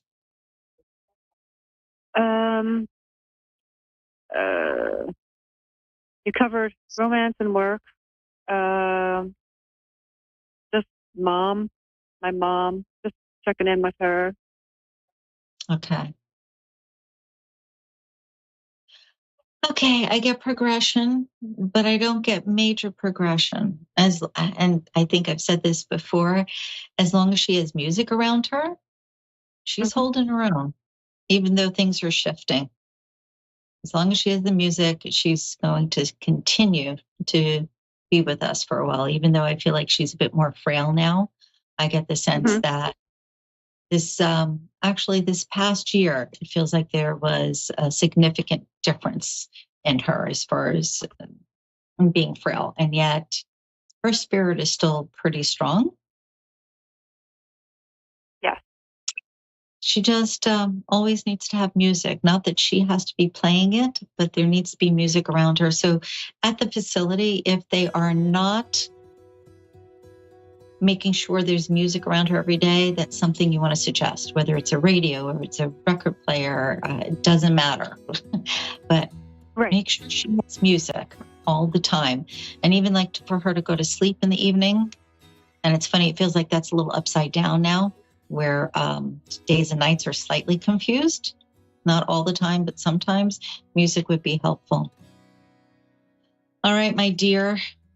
Oh, thank you so much. We were spot on many topics here. Thank you. Oh, Appreciate you. Okay, we'll talk soon. Okay. Take care. Take care. Bye-bye. All right, if you'd like to meet me in person and you're in the Boca Raton area, feel free to give a holler at 561-755-2166. Otherwise, join me here, or you can find me all over. AllieElise.com is the best place to find me, though. Have a great night, everybody. And remember, you get to be in charge of your destiny. Don't let other people make you uncomfortable. You take control. And thanks so much for tuning in. And we'll see you again next week. Good night.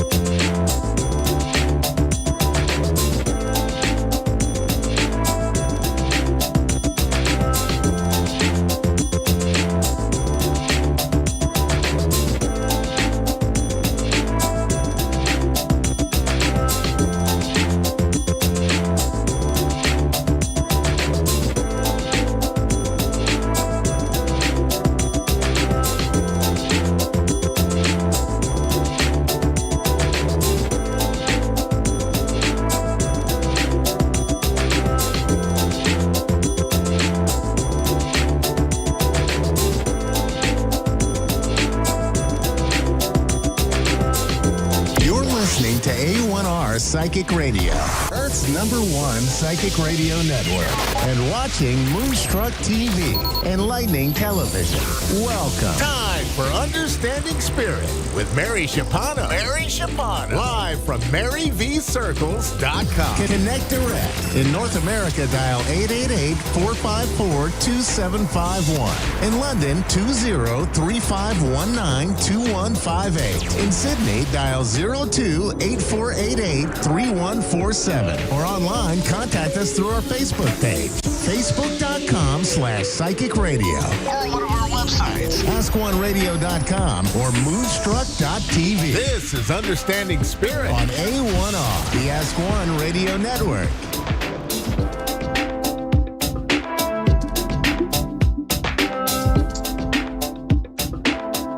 Hello, everybody, and welcome to another week of Understanding Spirit. I'm your host, Mary. I hope you're all doing really well. We will get straight into the show. If you've watched the show before, welcome back. If you're new to the show, hello, and I hope you keep tuning in. We're going to do a 3-card pull for the collective. If you just take a moment to tune in to either card 1, 2, or 3.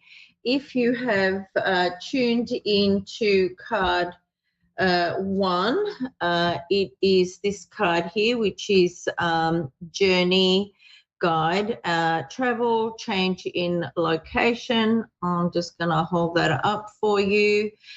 This could mean a short trip, a weekend away. It could be a work trip.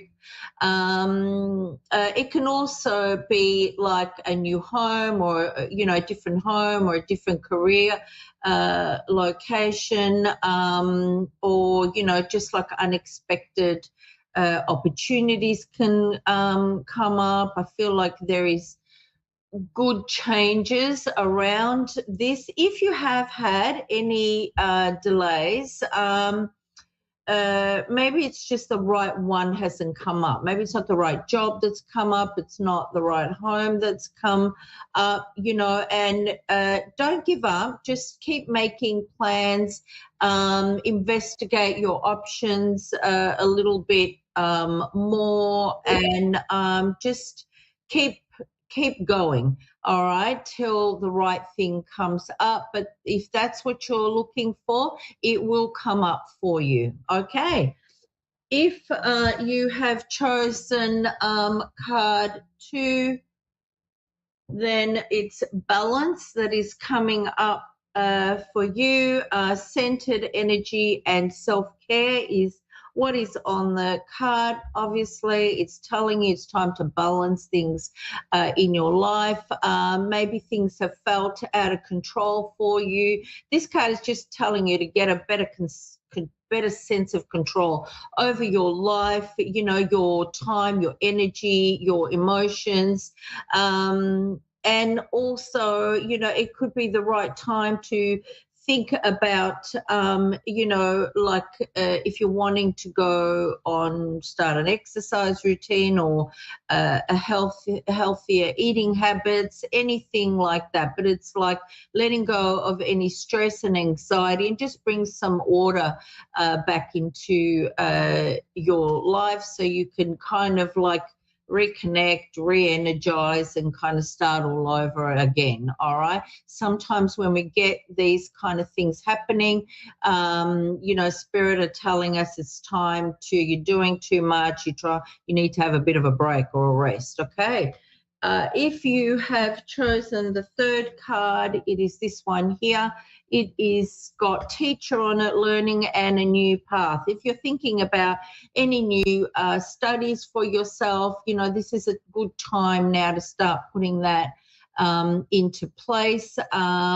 You could be getting some admiration or some recognition from hard work that you've been put into your studies with this from a teacher, a friend, family member, whatever. Also, I'm getting this could also be like a spiritual teacher. So the right one might be coming your way or may have come your way, and this is confirmation for you. I'm also getting you need to meditate more or sit in prayer more, whatever resonates with you.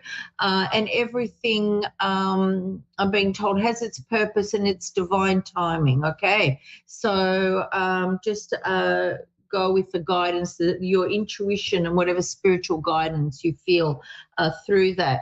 I've got my caller, Jody, on the line. Hello, Jody. Hi there. How are you?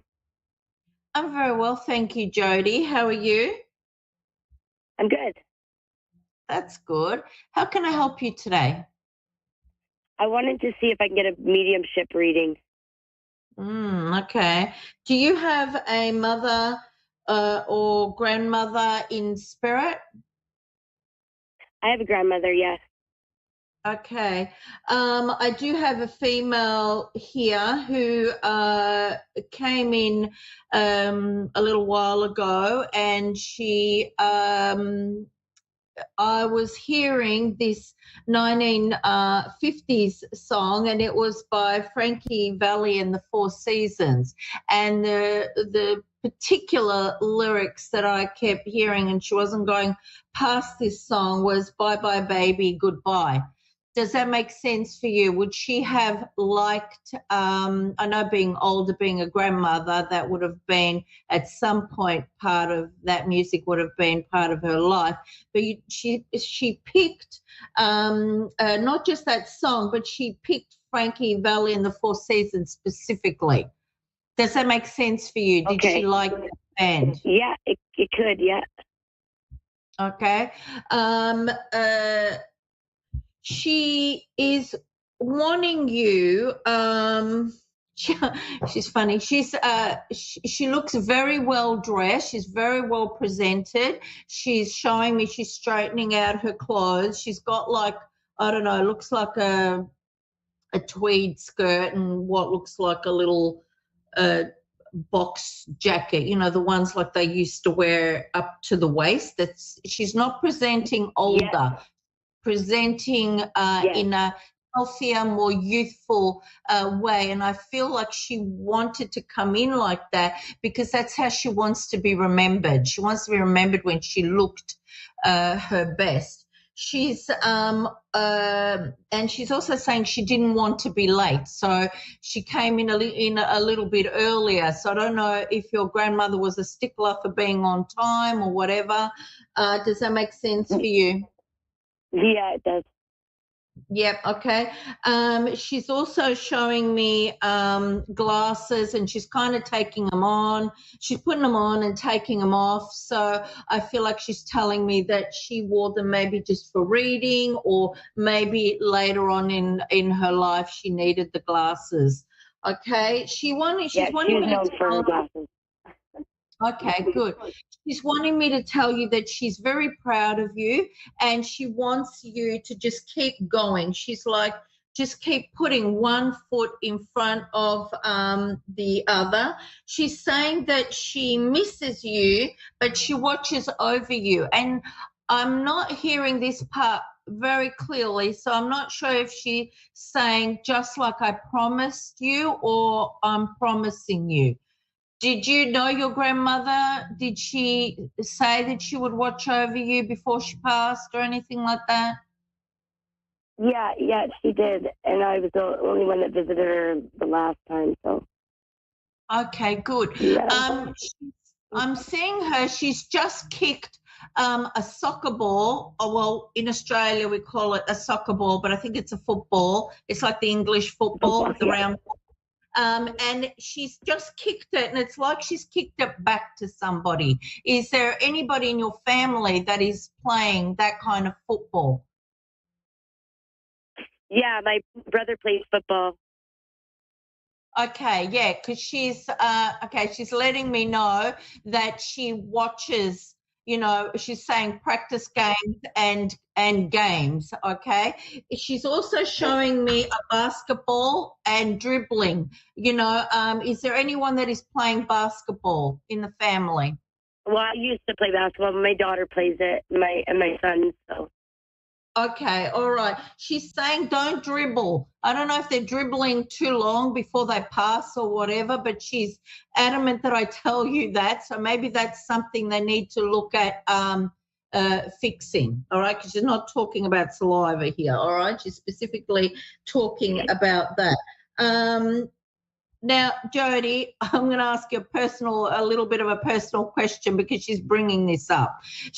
Have you got a pair of pants that you're wondering if you look good in them, and I'm talking about how your body looks in them, or you're thinking of buying a pair? Does that make sense for you? Yeah, it makes sense. Okay, well, she's saying don't wear them. Don't wear them, don't buy them. Okay? I'm sorry. Blame your grandmother.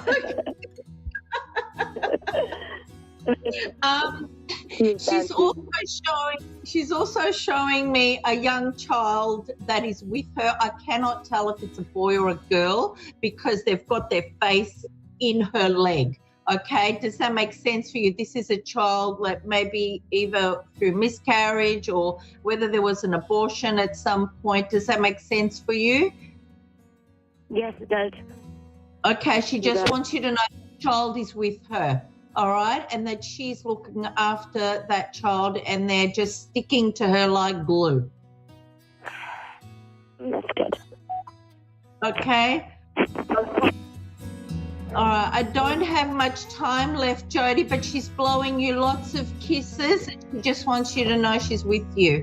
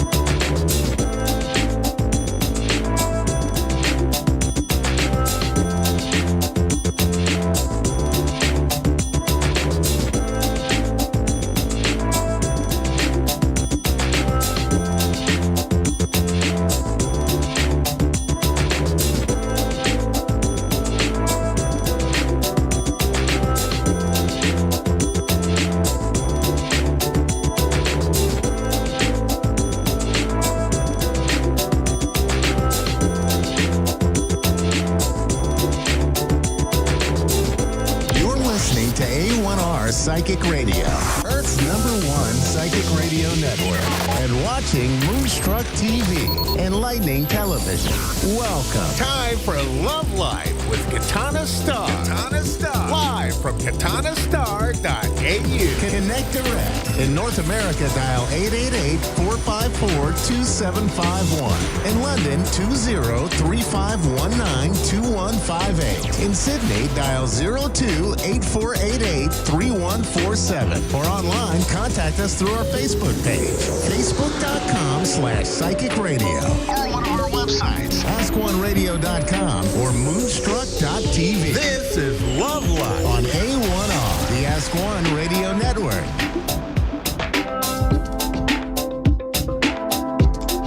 Hello, everyone. I'm Katie. Welcome to Love Life. I quickly just want to say a very short condolences and sending my love and thoughts and prayers to all the families and victims and loved ones affected by that terrible tragedy. I don't watch the news often, but today I turned it on and I saw, and my heart just goes out to everyone. So blessed be everyone. Now, look, I want to quickly talk today about reversals in tarot, because there seems to be a little bit of misunderstanding. I've noticed that people can read reversals in several different ways. Some people think it's the literally the opposite to the upright meaning of a tarot card, or other people take it as stagnant sort of energy, or other people can just say it more as an internal thing that whatever the card is asking you to focus on. Now, with the Light Seers deck, this explains beautifully my interpretation of how I read reversals. And this looks at things like subconscious stagnant energy, sometimes things that are holding us back. Okay, and it's not negative. Sometimes the more, the reversals are more positive in depending on what the card is. But with this deck in particular, if you've got the light seer and you've got the shadow seer, and you can't have one without the other. You've got to have shadow with light, and that's why I say it's good to work with light and shade. It's good to do shadow work. There's nothing negative about that. It helps you to transform. It helps you to confront those things that are holding you back from pursuing what it is that you really want to do. And often it comes down to, things that from inner childhood or deep-seated insecurities or trauma or things like that we all go through.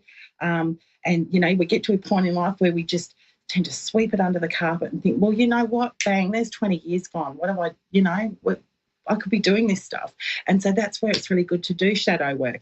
And to, with the Chinese zodiac being the year of the snake at the moment, that's what that's all about. It's about shedding that dead skin and embracing transformation and doing that shadow work to confront those things that are holding you back and pursuing, having courage and going for things. And life's too short, as mentioned. So anyway, that's my little rant about reading reversals and very much what this deck captures as well. So I'm going to pull a collective card in reverse, unless it pops out upright, which must mean the universe wants me to deliver another message.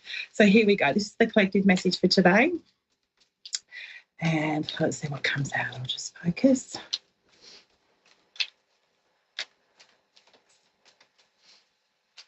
Okay. 10 of Swords in reverse. And you know what? When this one's upright, this is probably a card that signifies that enlightenment that I was just talking about. So going through a really painful experience and things couldn't have got any worse. You've been stabbed in the back, betrayal, all that sort of stuff. And you come through that and you learn that enlightenment, and it's like being, you've been able to harness that. And when it's in reverse, this is, I guess, a little bit of fear I'm picking up to be able to recognise those things that have happened. And that's why sometimes people repeat the same mistakes or attract the same toxic partners and all that sort of stuff. So that's what this card's asking you to be mindful of, or the collective message is to be mindful of what we're putting out there subconsciously, okay? And with the 10 of Swords in reverse, it is very much about those painful life lessons that we go through that we can enlighten from. It's that need to embrace that. Now I've got Nicole on the phone. Hello, Nicole. How are you? I'm good, thank you. That's good to hear, Nicole. Is there something I can do for you this evening, or do you have a specific question? I'm all yours for a couple of minutes. I just wanted to know, what's to come in 2025, if possible. So what the cards are guiding you in 2025? What's to come in 2025? Sorry.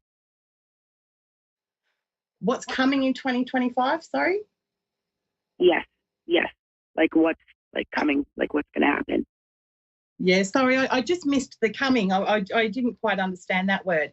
And, before I even pull these cards, Nicole, just remember it's in your power to manifest exactly what you want, my darling. I mean, there's obviously outside influences there that are going to make that easier or harder for you, or for whatever reason, timing might not be there. But always remember, whatever comes out for you is always within your willpower to go and change. And, it's always what I say to people when I do tarot readings, they're predicting the path that they're on. This is your current energy on the current path that you're on. So if something's there and you think, no, I don't want that, then absolutely take strategies to avoid that or change it, okay? Because you ultimately have the power. All right, Nicole, so here we go. I'm going to pull some cards in what you need to know for 2025. And I'm doing reversal readings today, so this will be deep stuff for you, darling. This will be stuff for you to look within and really focus on. Here we go. Okay, 10 of Swords in reverse. This was the collective message, my dear. All right, so that's there. You've got the Devil in reverse. Interesting. You've also got the 5 of Swords in reverse. This is actually quite positive. And you've got the Ace of Swords upright. Now, I just dropped a card, so bear with me, Nicole. Okay, I see this as 2025 is going to be your year were exactly what I was just talking about with the collective message, being able to embrace lessons from the past, okay? So painful lessons, and I do pick up that you've had a horrendous time in relationships. Is that correct? Yes, absolutely. Yeah. So this is your year, hun. This is your year where you're going to be able to harness all that pain that you've been through with these life lessons in your painful relationships. I mean, I don't even need to name specifics, but things like you've been through it all, okay? It couldn't have got much worse. Yeah, you're exactly correct, actually. Yeah. So with the Ten of Swords in reverse being there, this is saying you're right now at this point where you can choose to embrace everything that you have been through, everything that you've gone through in these relationships, to turn that around into something positive that's making you stronger, okay? Because the Devil in reverse is here, and this is very much about breaking free from those toxic chains. So this is where you're going this year. You are going to be doing, I do see you doing a lot of healing. The Ace of Swords is here upright. This is a moment of enlightenment for you, Nicole. You're going to go, ding, you know what? I'm not letting the past hold me back anymore. I am going to move forward with this. I'm going to embrace these lessons that I have been through from these toxic partners that I have been through.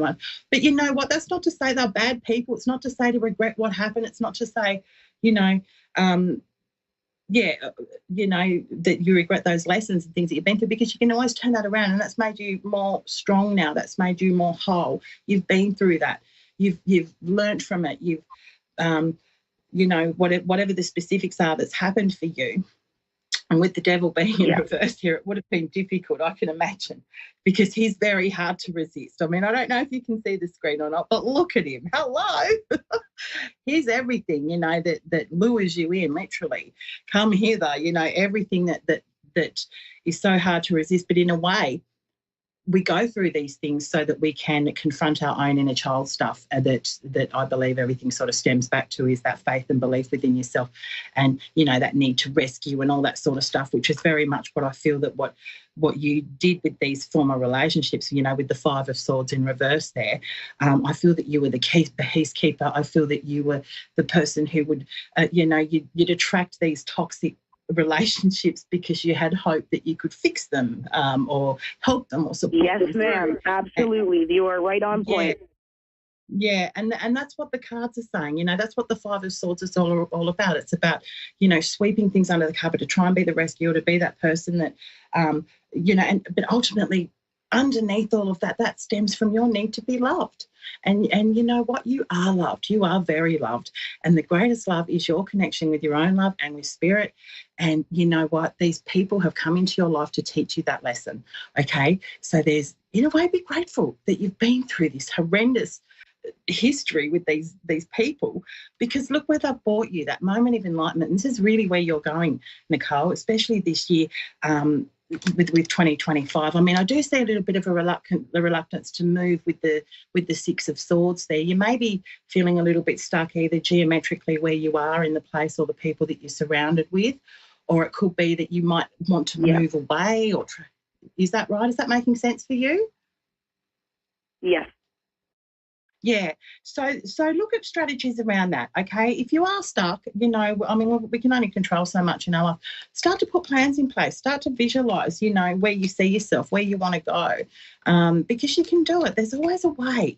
There's always a way. I don't know if you've seen that little meme that's on Facebook where you've got that little weed growing up through the deck there, that little crack. There's always a way for things to get through and find a way through. Actually, it's not a weed, it's a flower. But anyway, you get the idea. I'm going to pull you a modern oracle there, Nicole, to give you some more advice on this. All right, so there's home improvement. I do see there's home improvement and new home. So I do actually see you potentially moving house here. Is that something that you've contemplated or thought of? Yeah, that's been something that's been on my mind, yes. Okay, well, that's saying this could all happen within the next couple of months, all right? I don't know if you can see the screen there. There's a timing on it. Oh, where's my finger? Sorry, my finger's covering it. It says within the next couple of months here, there's going to be new home improvement. That can mean moving house or just improving things literally around your own home, okay? You are going to have a streak of luck. There's good luck good fortune and windfall. So there's the 4-leaf clover with the rainbow there. And I always say this is a little bit like your guides are going to be there. And they'll throw something in your path to just bring you back on track with something, okay? And that, like I said, that can come in the form of a bit of luck, unanticipated often, but you might have this fear of, oh, it's never going to happen for me, but suddenly you're going to get this sign and it's going to go, yes.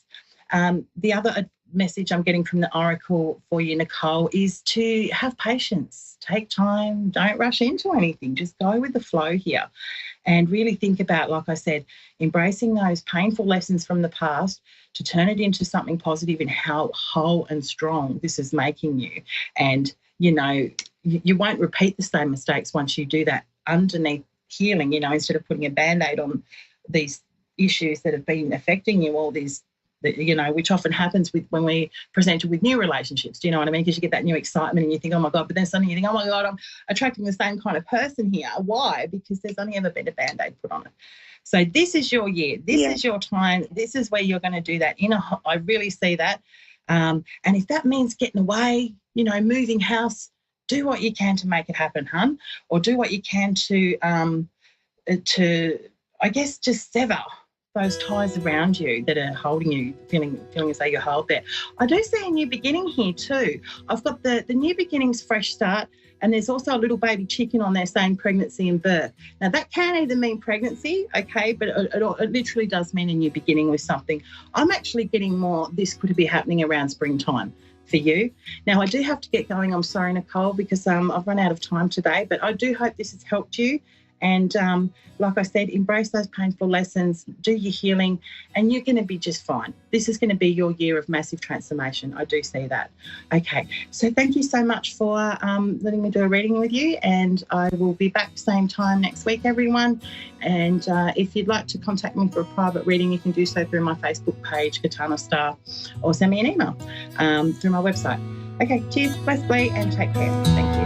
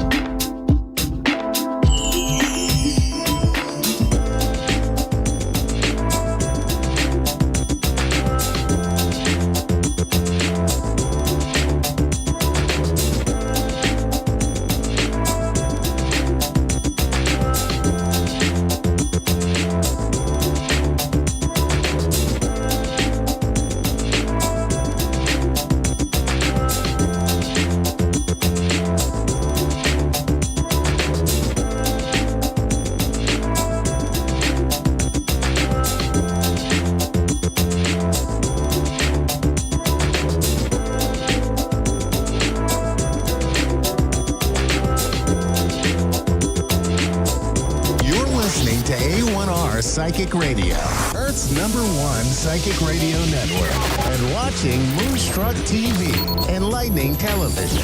Welcome. Time for Mystic B Spiritual Insights, hosted by Anna Marie.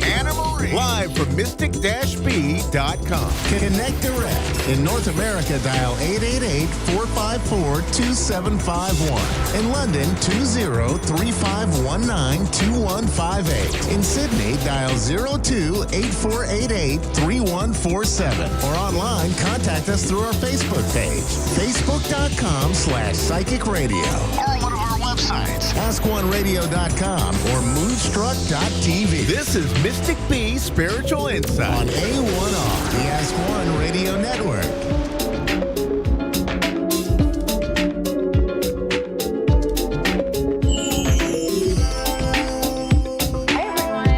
Welcome again to another episode of Mystic B Spiritual Insights. I'm Anna Marie, and I'm happy that you're here. This is round 2. So for those of you that weren't able to join last week, thanks for being here. We're available live stream, podcast, and replay on lots of different platforms. So we're glad for those that are able to join us live, but we just hope that the messages are receiving the intended recipients. So we're going to stick with the format I discussed last week. We're going to have basic intro. We're going to talk a little bit about numerology for a couple of minutes. We're going to take a couple of live calls because that's what this is really about. You guys love these free readings. And then I have some general messages for other audience members that we're going to talk about at the end. So just generally speaking, I first want to say, Happy Lunar New Year. This is an exciting time. It's not only Lunar New Year, we have our new moon, we're coming into Aquarius, and we have the month of February just around the corner. So numerologically, we're in a universal 9-year, but we bring in the 2 energy from February, and we actually end up with a master number 11. So really, this is just a great time to think about stepping into your purpose. I would talk about just think of maybe getting a dream journal, paying attention to extra insights and messages that you're receiving. But this is just a wonderful time to just recognize what you're all about and look a little bit deeper for some insights into your purpose and calling. Pay attention to those dreams, those universal messages that are coming towards you, and just take the time to reflect. So we're still in kind of winter weather, at least in the US. So it's a good time. Pick up a journal, make some of those notes, and see what kind of insights that you can carry forward. So we are going to take caller. Before I do that, I just want to again mention to those of you that may not get a live reading today, please don't be discouraged. There are amazing psychics in this network. Keep trying, come back next week. There are other calls this evening, third days of the week. So just pay attention to those Facebook feeds, stay up to date, get your name on the list, dial in, and we'll give it your best shot. But you can also reach out to mystic-b.com if you want a one-on-one reading, or certainly just tag me in Facebook, and we can go ahead and try to find some other options for you. So just don't stay encouraged. Everyone that's meant to get a reading will get a reading. So we are going to welcome Angela. She's in California. And so, Angela, are you with me? Yes, I'm here. Hi, Angela. I'm Anna Marie. How are you doing this evening? I'm doing great. How are you? Good. We're happy that you're here. I do like to ask, are you interested in a general reading, or do you have a specific question that you wanted to focus on? I wondered if you've got any messages from loved ones that have passed. Okay. Let's see here. Just kind of give me a minute. Sure. I feel like you've got a few folks, but I think there's 2 in particular. Do you have both parents that have passed? No. Okay. I'm getting a male and a female energy that are older than you. So I don't know the relationship just yet. Let me just see if there's something specific. Okay. It feels like there's some, well, and again, I just have to go with the energy that I'm getting. They're going to come through when they want to come through. Sometimes it's hit or miss, but it looks like someone's aware that you're in kind of a crossroads, or you're in limbo. Are you thinking about something or trying to make a decision about something? Yes. Okay. I don't know if you have a child, like a daughter, but I'm getting younger female energy that your decision may be heavily weighted on the younger female energy. Does that make sense for you? If the younger female energy is myself. Okay. I don't. Yeah. I mean, unless these are your parents that have passed, right? But I am just getting, and I think you said they have not passed, but I'm just getting that the energy that, and it may be, and not to justify and make all of this work. So if it doesn't make sense, it doesn't make sense for you. But I don't know if it's grandparents that are feeling that parental energy, but I do feel like there is the female child. So I don't know if your grandparents were close to you when you were being raised. But is this also about like a proposal or an agreement or a commitment that you're not sure about? Is that what you're deciding on? No. Okay. It would be more towards like relationship with family members. Okay. But it feels partnership. So I'm feeling, and again, whether it's romantic or not. So let me rewind a little bit. So I'm getting older energy. Okay. I'm getting a male and a female. Are your grandparents passed? Yeah. Okay. I feel the younger energy of a female. So I know you said maybe it's you, but whomever it is or isn't involved in, I feel like there is a decision and somehow there is a younger female that's influencing the decision. Is there someone younger than you that's a female that might be influencing the decision you're contemplating?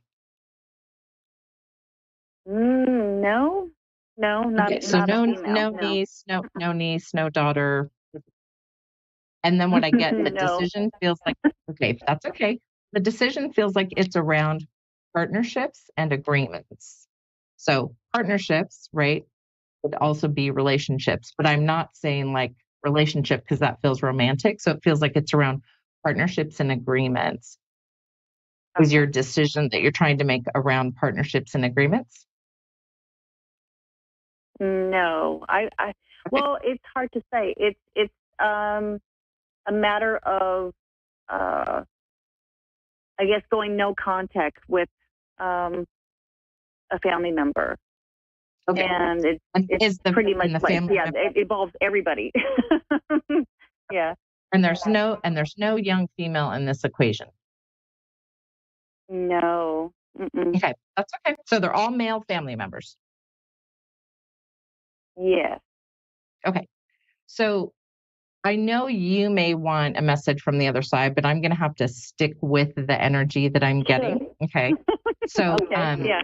And I feel you're very focused on this particular topic. So let's kind of pull back for just a moment and let's just see if we can get just some good insights for you, given the situation that you're in. So I do feel you at a crossroads about partnerships or agreements. Okay. So whether it's family, and by the way, maybe it's not family members, right? So just think of partnerships and agreements where you're feeling indecisive. Could that be another area in your life, or is this only about family? I would say the biggest thing is about family, for sure. Okay.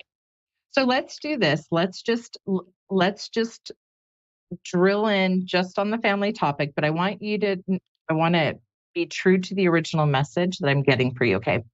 Your indecision about a partnership or agreement, it feels like there is female energy that is needs to be considered or is being considered around that decision.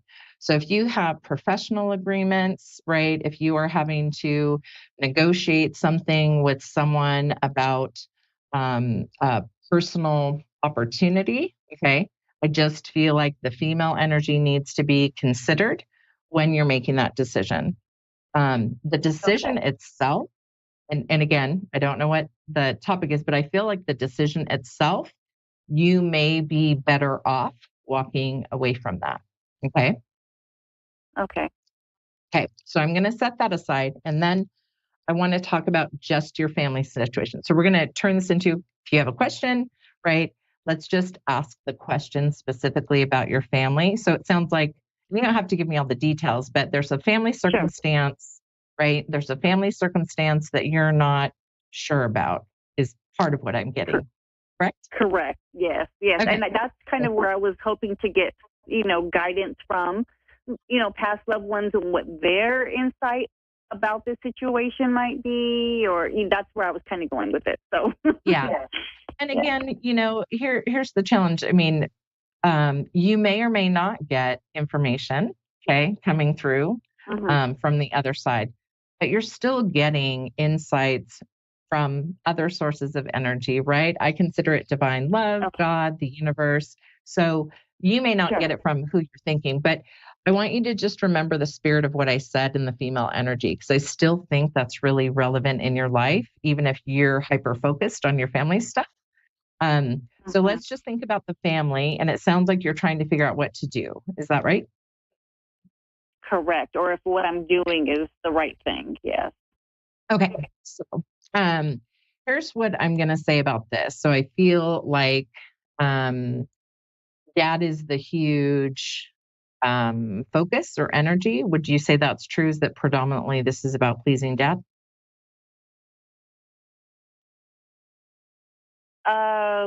Yes, I would say that's yes. Because it feels like this is all about dad, and he feels like the control freak and he is going to call the shots. So be mindful of that. It feels like it's money. It feels like it's money related. It's about who's entitled to what. So I don't know if this is inheritance, but it feels like it could relate to property or money that you would get at some point if he were to pass away. Does that make sense for you? Actually, it wouldn't be his belongings, but yes, he's associated with someone who does have those things, and I am concerned that another family member would take advantage. Yes, correct. So I get the woman, right, that has an opportunity for income, and I don't want to say being a kept woman, but this feels like a kept woman. Okay. But it feels like it's something that's supposed to pass to you. Does that make sense? Oh, okay. Sure. It almost feels like there's some, and I don't want to use the inheritance because I feel like it's a little bit more nuanced than that. But the long and the short of it, I feel like dad's calling the shots. I definitely feel like there is money, opportunity, investment, something of value that affects you, right? He's calling the shots, but someone definitely doesn't want to miss out on their own opportunity. But this feels all about money to me. It just feels money and property, money and possessions. It just feels like someone is disputing over money. Is that the circumstance? No, not exactly. It has everything to do with my mom, actually. Okay. And not and him. So, yeah. Okay. So if something were going on with your mom, and if we'll just say, would something of your mother's pass to you or pass to your father? I feel like and it's okay. I mean, I can be totally off the mark this evening. I feel like there's a lot of details that you're holding on to, which is fine. I just don't want you to miss the big picture here. Okay. Because I want to get past the details and I want to get to the insight. So number one, dad is the problem. Okay. I'm just going to say that. Dad is the problem. Dad feels like he's the stubborn one, he's the controlling one, and he's the one calling the shots. So we just need to own that part. True? Oh, well, if you put it in the reverse, that's more my mom. She's the one that's the stubborn one and the control freak and all that. That's her, which is the reason for me wanting to go no contact with her. Okay. So it sounds like there's a lot going on here. I get dad stuff. So maybe this is dad is not. Maybe if she's controlling in the way that you say, this may be a situation where maybe dad is not asserting himself. But I feel like dad is the problem. So if dad is the problem to me energetically, then that is he's not asserting himself, right, and correcting her, or he's not intervening maybe in the way that he should over whatever this is. But I still can't help but feel like there is a money conflict here. This isn't just emotional conflict. This is something about someone wanting what someone else has or someone feeling entitled. So if we look at the original information about the agreements and the partnerships, right? And we kind of tie that in. Remember, the last thing I said is walking away, right? The best thing to do is to walk away. So it sounds like you already have that inclination. Okay. So if we said you're indecision about a partnership, so if the partnership is even with your mother, and the energy that I'm getting is dad, right? And also some sort of controlling element. It does, again, it feels entitled, money, possession sort of feeling. So I don't know what you're disputing with your mother about, but it feels like it's beyond emotional. So I'm going to say, regardless of where the insight's coming from, this time, right? I think your instinct is right. You need to pull away until your dad, okay, until your dad, because this is the issue, is your dad. I'm going to say it again. Your dad is the problem. So he is either not intervening, he is not holding her accountable. Do you see what I'm saying? He's the problem. Yeah. Like he could bring resolution to this. Do you agree? I doubt that. I really, they're divorced for like almost 30 years. So they don't have any contact whatsoever in the past 30 years. So I don't think that he would be able to have any influence on her. That's okay. Yeah. So is there another father figure that is your mom remarried and someone that feels like a stepdad Yes. too? And he's horrible. Yes. So if we change the players, he's the right? reason. Maybe that's what you're getting. Because there we go. he is actually the one that that can intervene and change things. Maybe that's where you're getting that energy from. Yeah. So I say dad. So whether it's stepdad or dad, right? I'm getting the father figure. So now does it make more sense? He's the problem. It makes. He could intervene. Yes. Is this making sense for you? Yes, he's the actual one that's the problem, and my mom is kind of the middle. Yes. Now we're on the same page, right? I want to be mindful because I know our time is short here. So I want to I want to summarize this for you so you hopefully have something meaningful. So we've got it sorted out. It's not dad, it's stepdad, right? He's the problem. Right. He's the problem. He's the control with regard to your mother. Okay. There's the decision that you have about the partnerships and the agreements that, again, there's female energy that I get about that decision. So I don't know if that female energy, maybe it's the juvenile nature of what your mom's doing, but I still feel the younger female energy. But the key there was it would be best to walk away. Okay. So that's the first part of it. The second part of it is that walking away until the father figure, right, even the stepdad, starts to intervene and help resolve this, it's not going to be resolved. Okay. So there is a lesson for you in this about the dynamics between the two of them. And I really think this is about boundaries for you. But I think it sounds like it's starting to click in a little bit that it's stepdad, not dad, right? For sure. Okay. So he's the issue. She probably is not, she feels a little entitled to me. Think that there is something that is supposed to pass to you, and this is more than an emotional issue. But I think we need to take that first pass and say, the smart thing for you to do is where you were intuitively would just, you need to walk away for a time, right? Until he steps up and they can resolve some of this. Does that help a little bit now that we kind of got that part sorted out? Yes. Thank you. Okay. And I just want to say, don't overlook also, I think that there's another sort of agreement or partnership in your life that is not related to your mother. Okay. And look, just think when that comes up and you have another decision to make, just be mindful of the younger female. So the younger female is related to me, or I don't know. It's just a younger female. It feels like it could be a niece, or it could be someone else's daughter. But just when that circumstance comes up, before you decide, just consider the younger female before you make your decision. Okay. All right. I'm sorry for all the confusion up front, Sandy, but I hope you're getting some insights. Hang in there. I know family dynamics can be really difficult, but hopefully now you have a little bit more of a sense on what's going on with the stepdad. And I really do hope in the end that not only you respect boundaries for yourself, but I hope that you and your family can find some peace and harmony.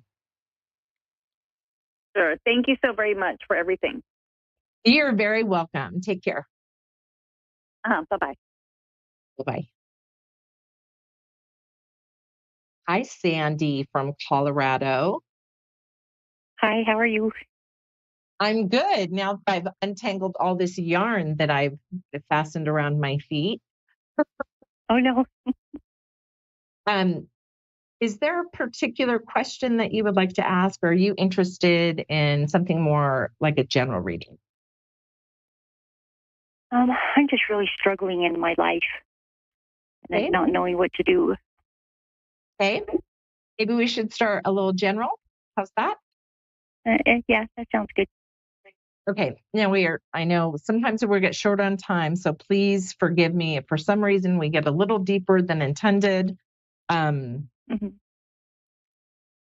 will try to give as much insight as I can right now. Okay.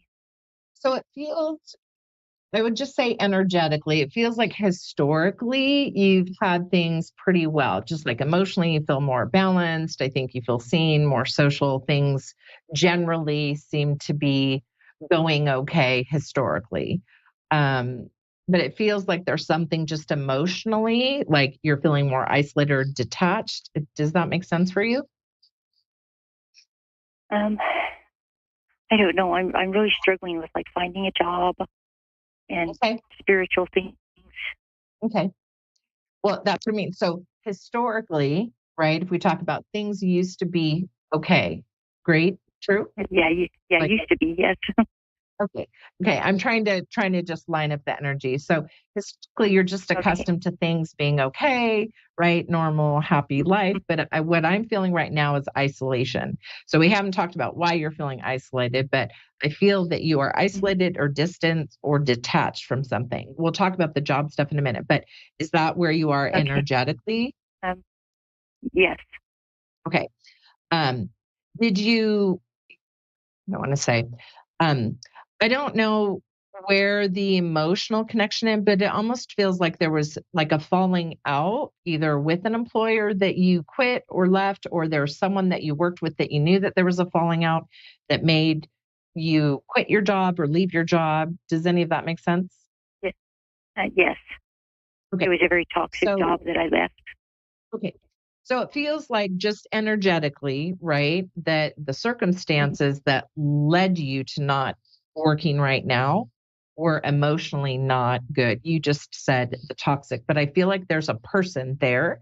I don't know if you're still ruminating over this, but it feels like you know them or you run into them, but that is something that still you're not over. Is that true? That's true. Okay. And the reason why I think this is coming up, because I feel like this is an energetic block for you. And if you are looking for a job or you're trying to put your best foot forward into getting new employment, you've got to address this emotional feeling that you have with this person. I feel like it's a woman.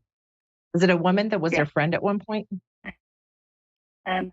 No, we weren't friends. They were two women, actually. Okay. Okay. So here's what I want to give some advice, and we'll talk a little bit about the job stuff. Big picture, just when I was talking about we're coming into February, it's a Lunar New Year. I'm going to tell you, find a piece of paper, write down all the things that you're feeling that were toxic, about the job. I just want you to write it down, get it out of your system, and find a place to bury it or burn it safely without setting off a smoke alarm. Can you put that as an item on your to-do list? Yes. Okay. I just want you to deal with, and I want you to recognize and own that energy. And I want you to try to put that behind you.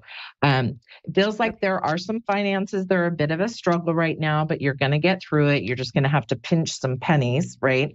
Have you thought about going back to school? Is there something you've thought about going back to school? No, I feel like I'm too old, and I never liked school, so not really. So I will say this: you're never too old. But here's what I see: is I see you learning something. I feel you examining some options, and I feel like you need to put yourself out there for something that you might have to learn from scratch. Okay, so if you are trying to stay in the same lane, I think you are eliminating a lot of possibilities for yourself. So I want to encourage you to think about sort of your younger self. What are some of the things that you enjoyed? What did you like studying in school? What are some of those passions or curiosities that you have? Because I feel like there's a whole arena of employment available to you, but you're just not willing to look at it because you're not an expert. Does that make sense? Yes. Have you worked in the service industry or hospitality at all? It was retail that I was in that was toxic, and then I did find like a hospitality job, and they let me go from that just today. Okay. because I feel like you are going to hospitality. This feels like a hotel. I just feel like it feels like bigger hotel. I feel like there's some reason I feel like you've been doing things on a too small of a scale. So don't be discouraged, because I think you're in the right arena. I think hospitality is the key, but I feel like you're supposed to look at a Marriott or something. It just feels like a bigger chain. I want you to look at that possibility, but I also want you to, in that hospitality area, if there's something that you're curious about, don't not apply because you've never done it before. Because I feel like there's something you're just going to have to learn from scratch, but you're going to do really well. So you just lost your job today, you said, right? Yes. Okay. And it was a So hospitality one. Okay. Stick in hospitality is what I'm getting. And here's what I'm going to tell you, and we're going to have to wrap up. But here's what I'm going to tell you. It's not even been 24 hours, my darling. So please stay encouraged. Keep the faith. Take a big, deep breath, right? You've got a brand new beginning. Give yourself a couple of days to just breathe in and out, gather your thoughts, and go after some hospitality opportunities on Monday. And feel free to you can reach out to me. I also have done a lot of career coaching. I would love to help you just kind of get this journey started. So just reach out to me on mystic-me.com. Does it cost anything? I'd be happy to help you with those next steps. Okay. Okay. All right. You take care. Thank you so much. Okay. Thank you. You're welcome. Take care. So everyone, we're down to the wire. As you can see, a couple of these readings, sometimes we get a little tangled and twisted. It's just a reminder, we come in sometimes feeling really hyper-focused. We have a specific thing or specific people. We just need to come in with an open mind, open hearts. We do our very best to be as accurate as possible. But just thank you again for joining us. Try again next week. Connect with me. Connect with our other psychics on the network. And we'll see you next Thursday.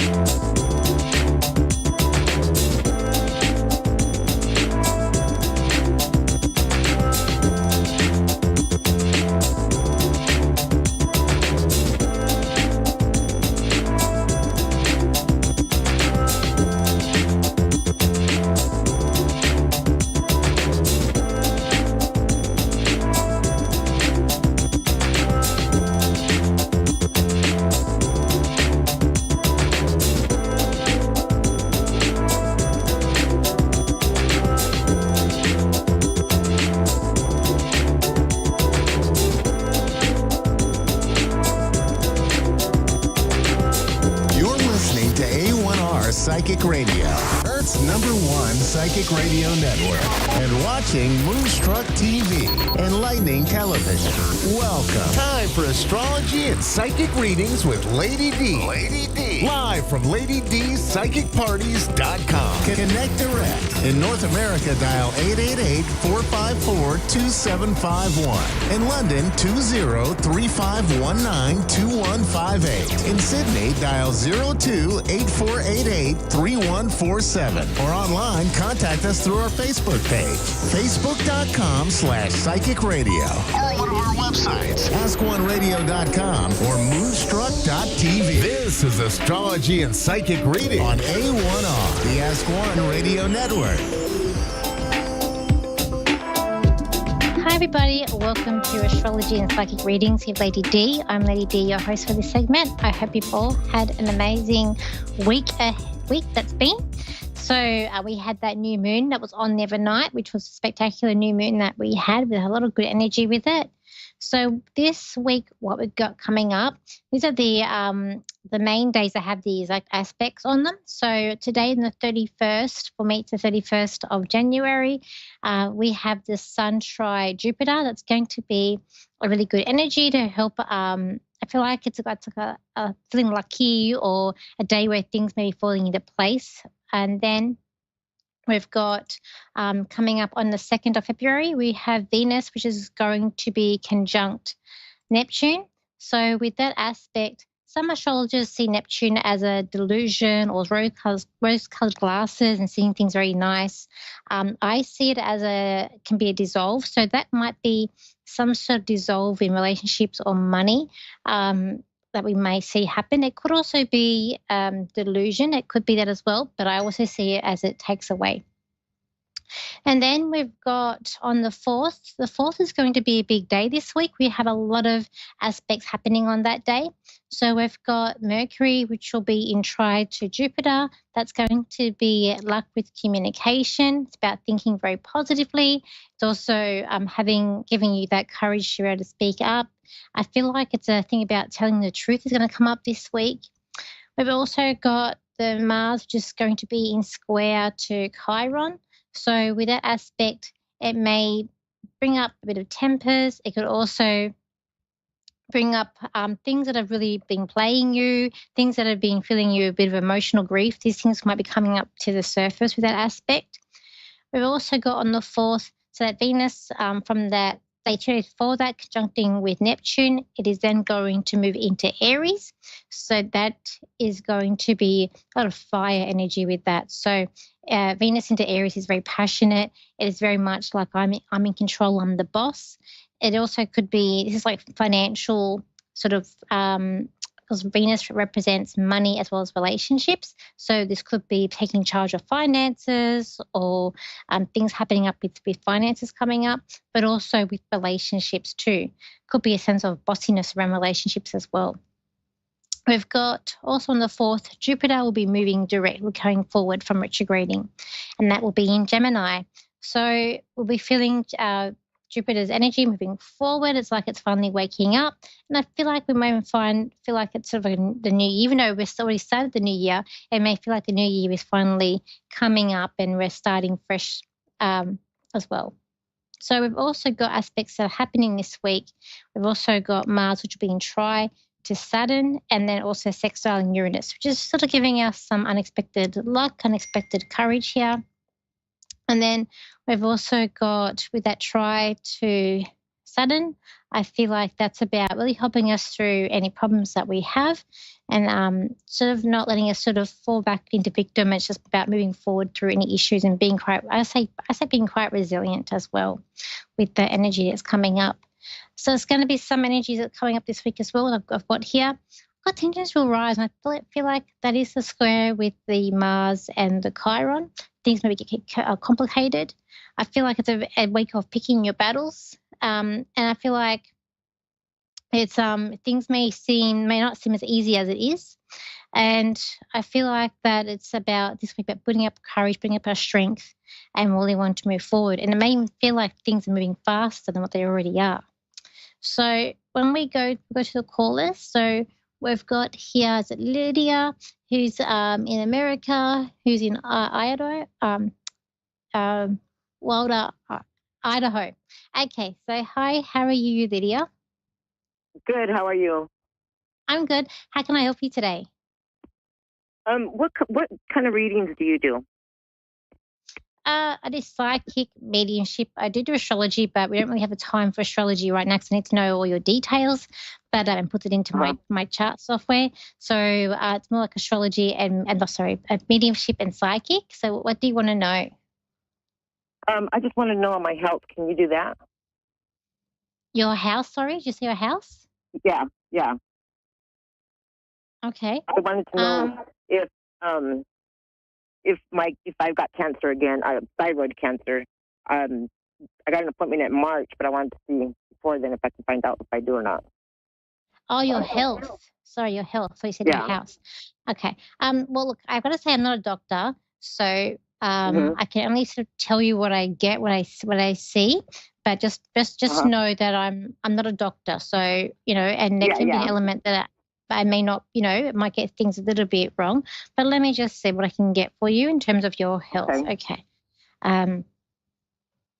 Okay, so when we're looking at the glands or the thyroid, what you're talking about, I feel like they're a little bit like enlarged. I just feel like I'm being shown that they're like enlarged.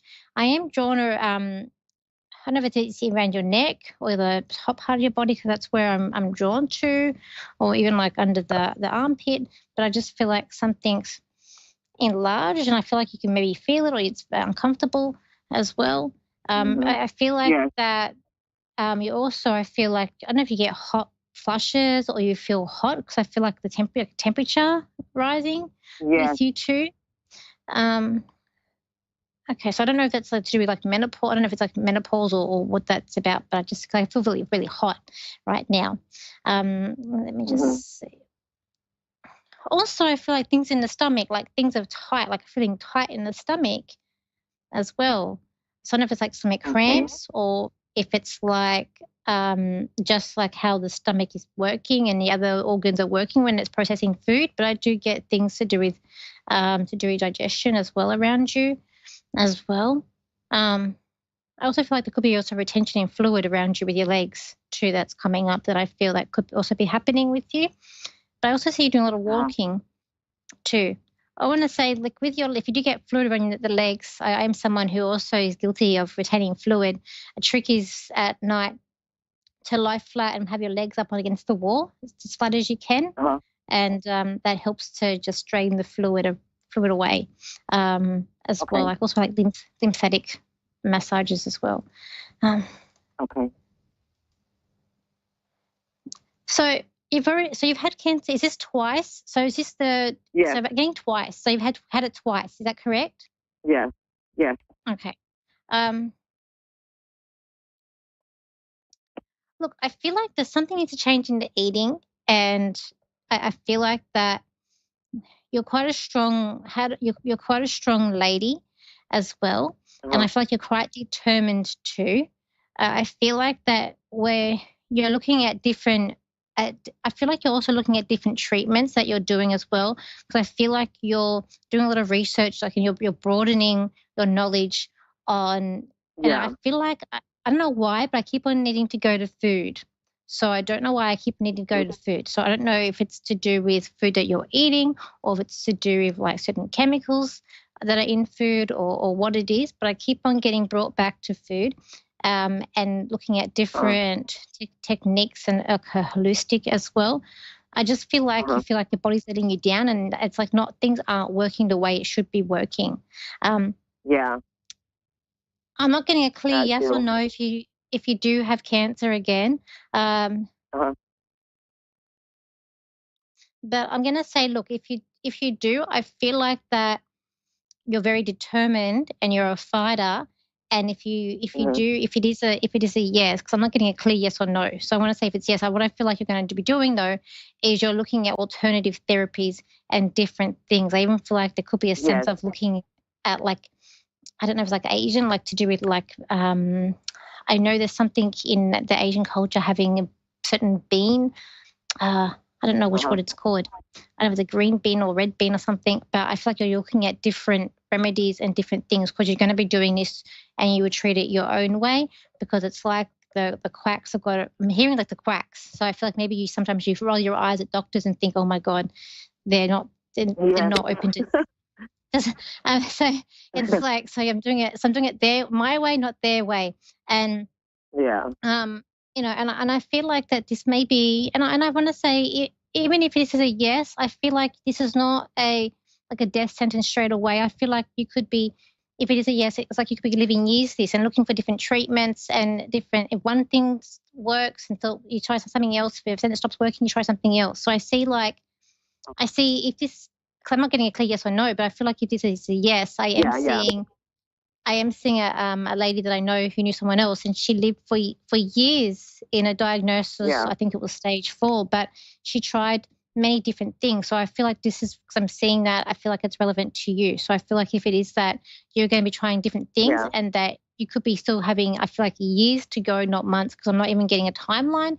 I don't feel emotional with you, and I find when some things are sort of bad, I feel really emotional. I'm not getting emotion with this, which is which is a good, but I keep on getting that you are a fighter. And I also feel like I don't know if it's your partner or a husband, but I see a man standing beside you and he's there to encourage you. And it's like he's pushing you. It's like he's enforcing.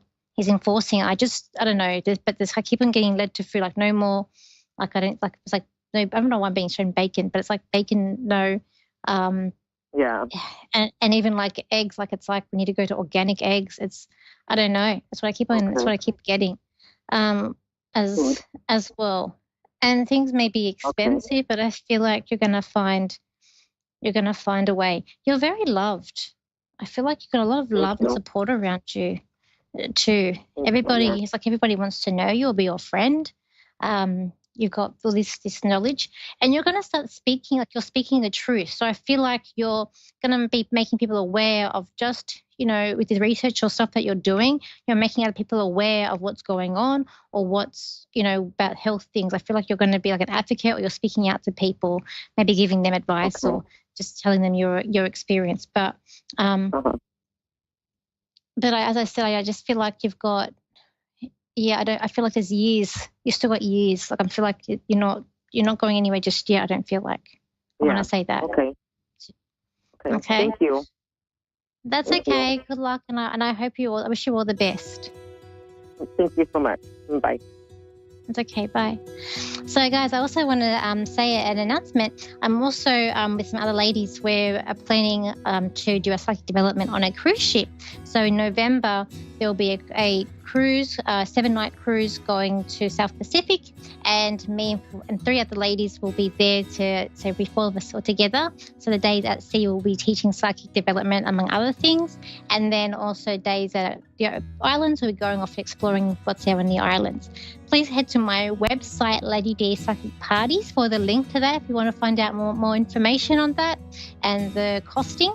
Cabins are already on sale and they are selling already. So there, you can also find me on my Facebook page at Lady D Psychic Parties, as well as Instagram, which is at Lady D Psychic. TikTok is Lady D Psychic, and YouTube is Lady D or Danielle Psychic. So I hope you all have an amazing week, and thank you, and I'll see you same time, same place next week. So bye for now.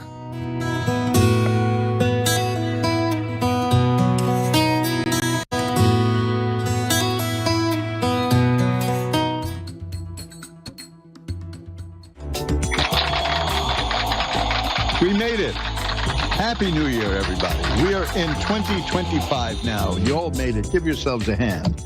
You know what that means, 2025? It means we're only a mere 500 years away from finding out if Zager and Evans were right. And I can't tell if that's obscure or recondite or recondite.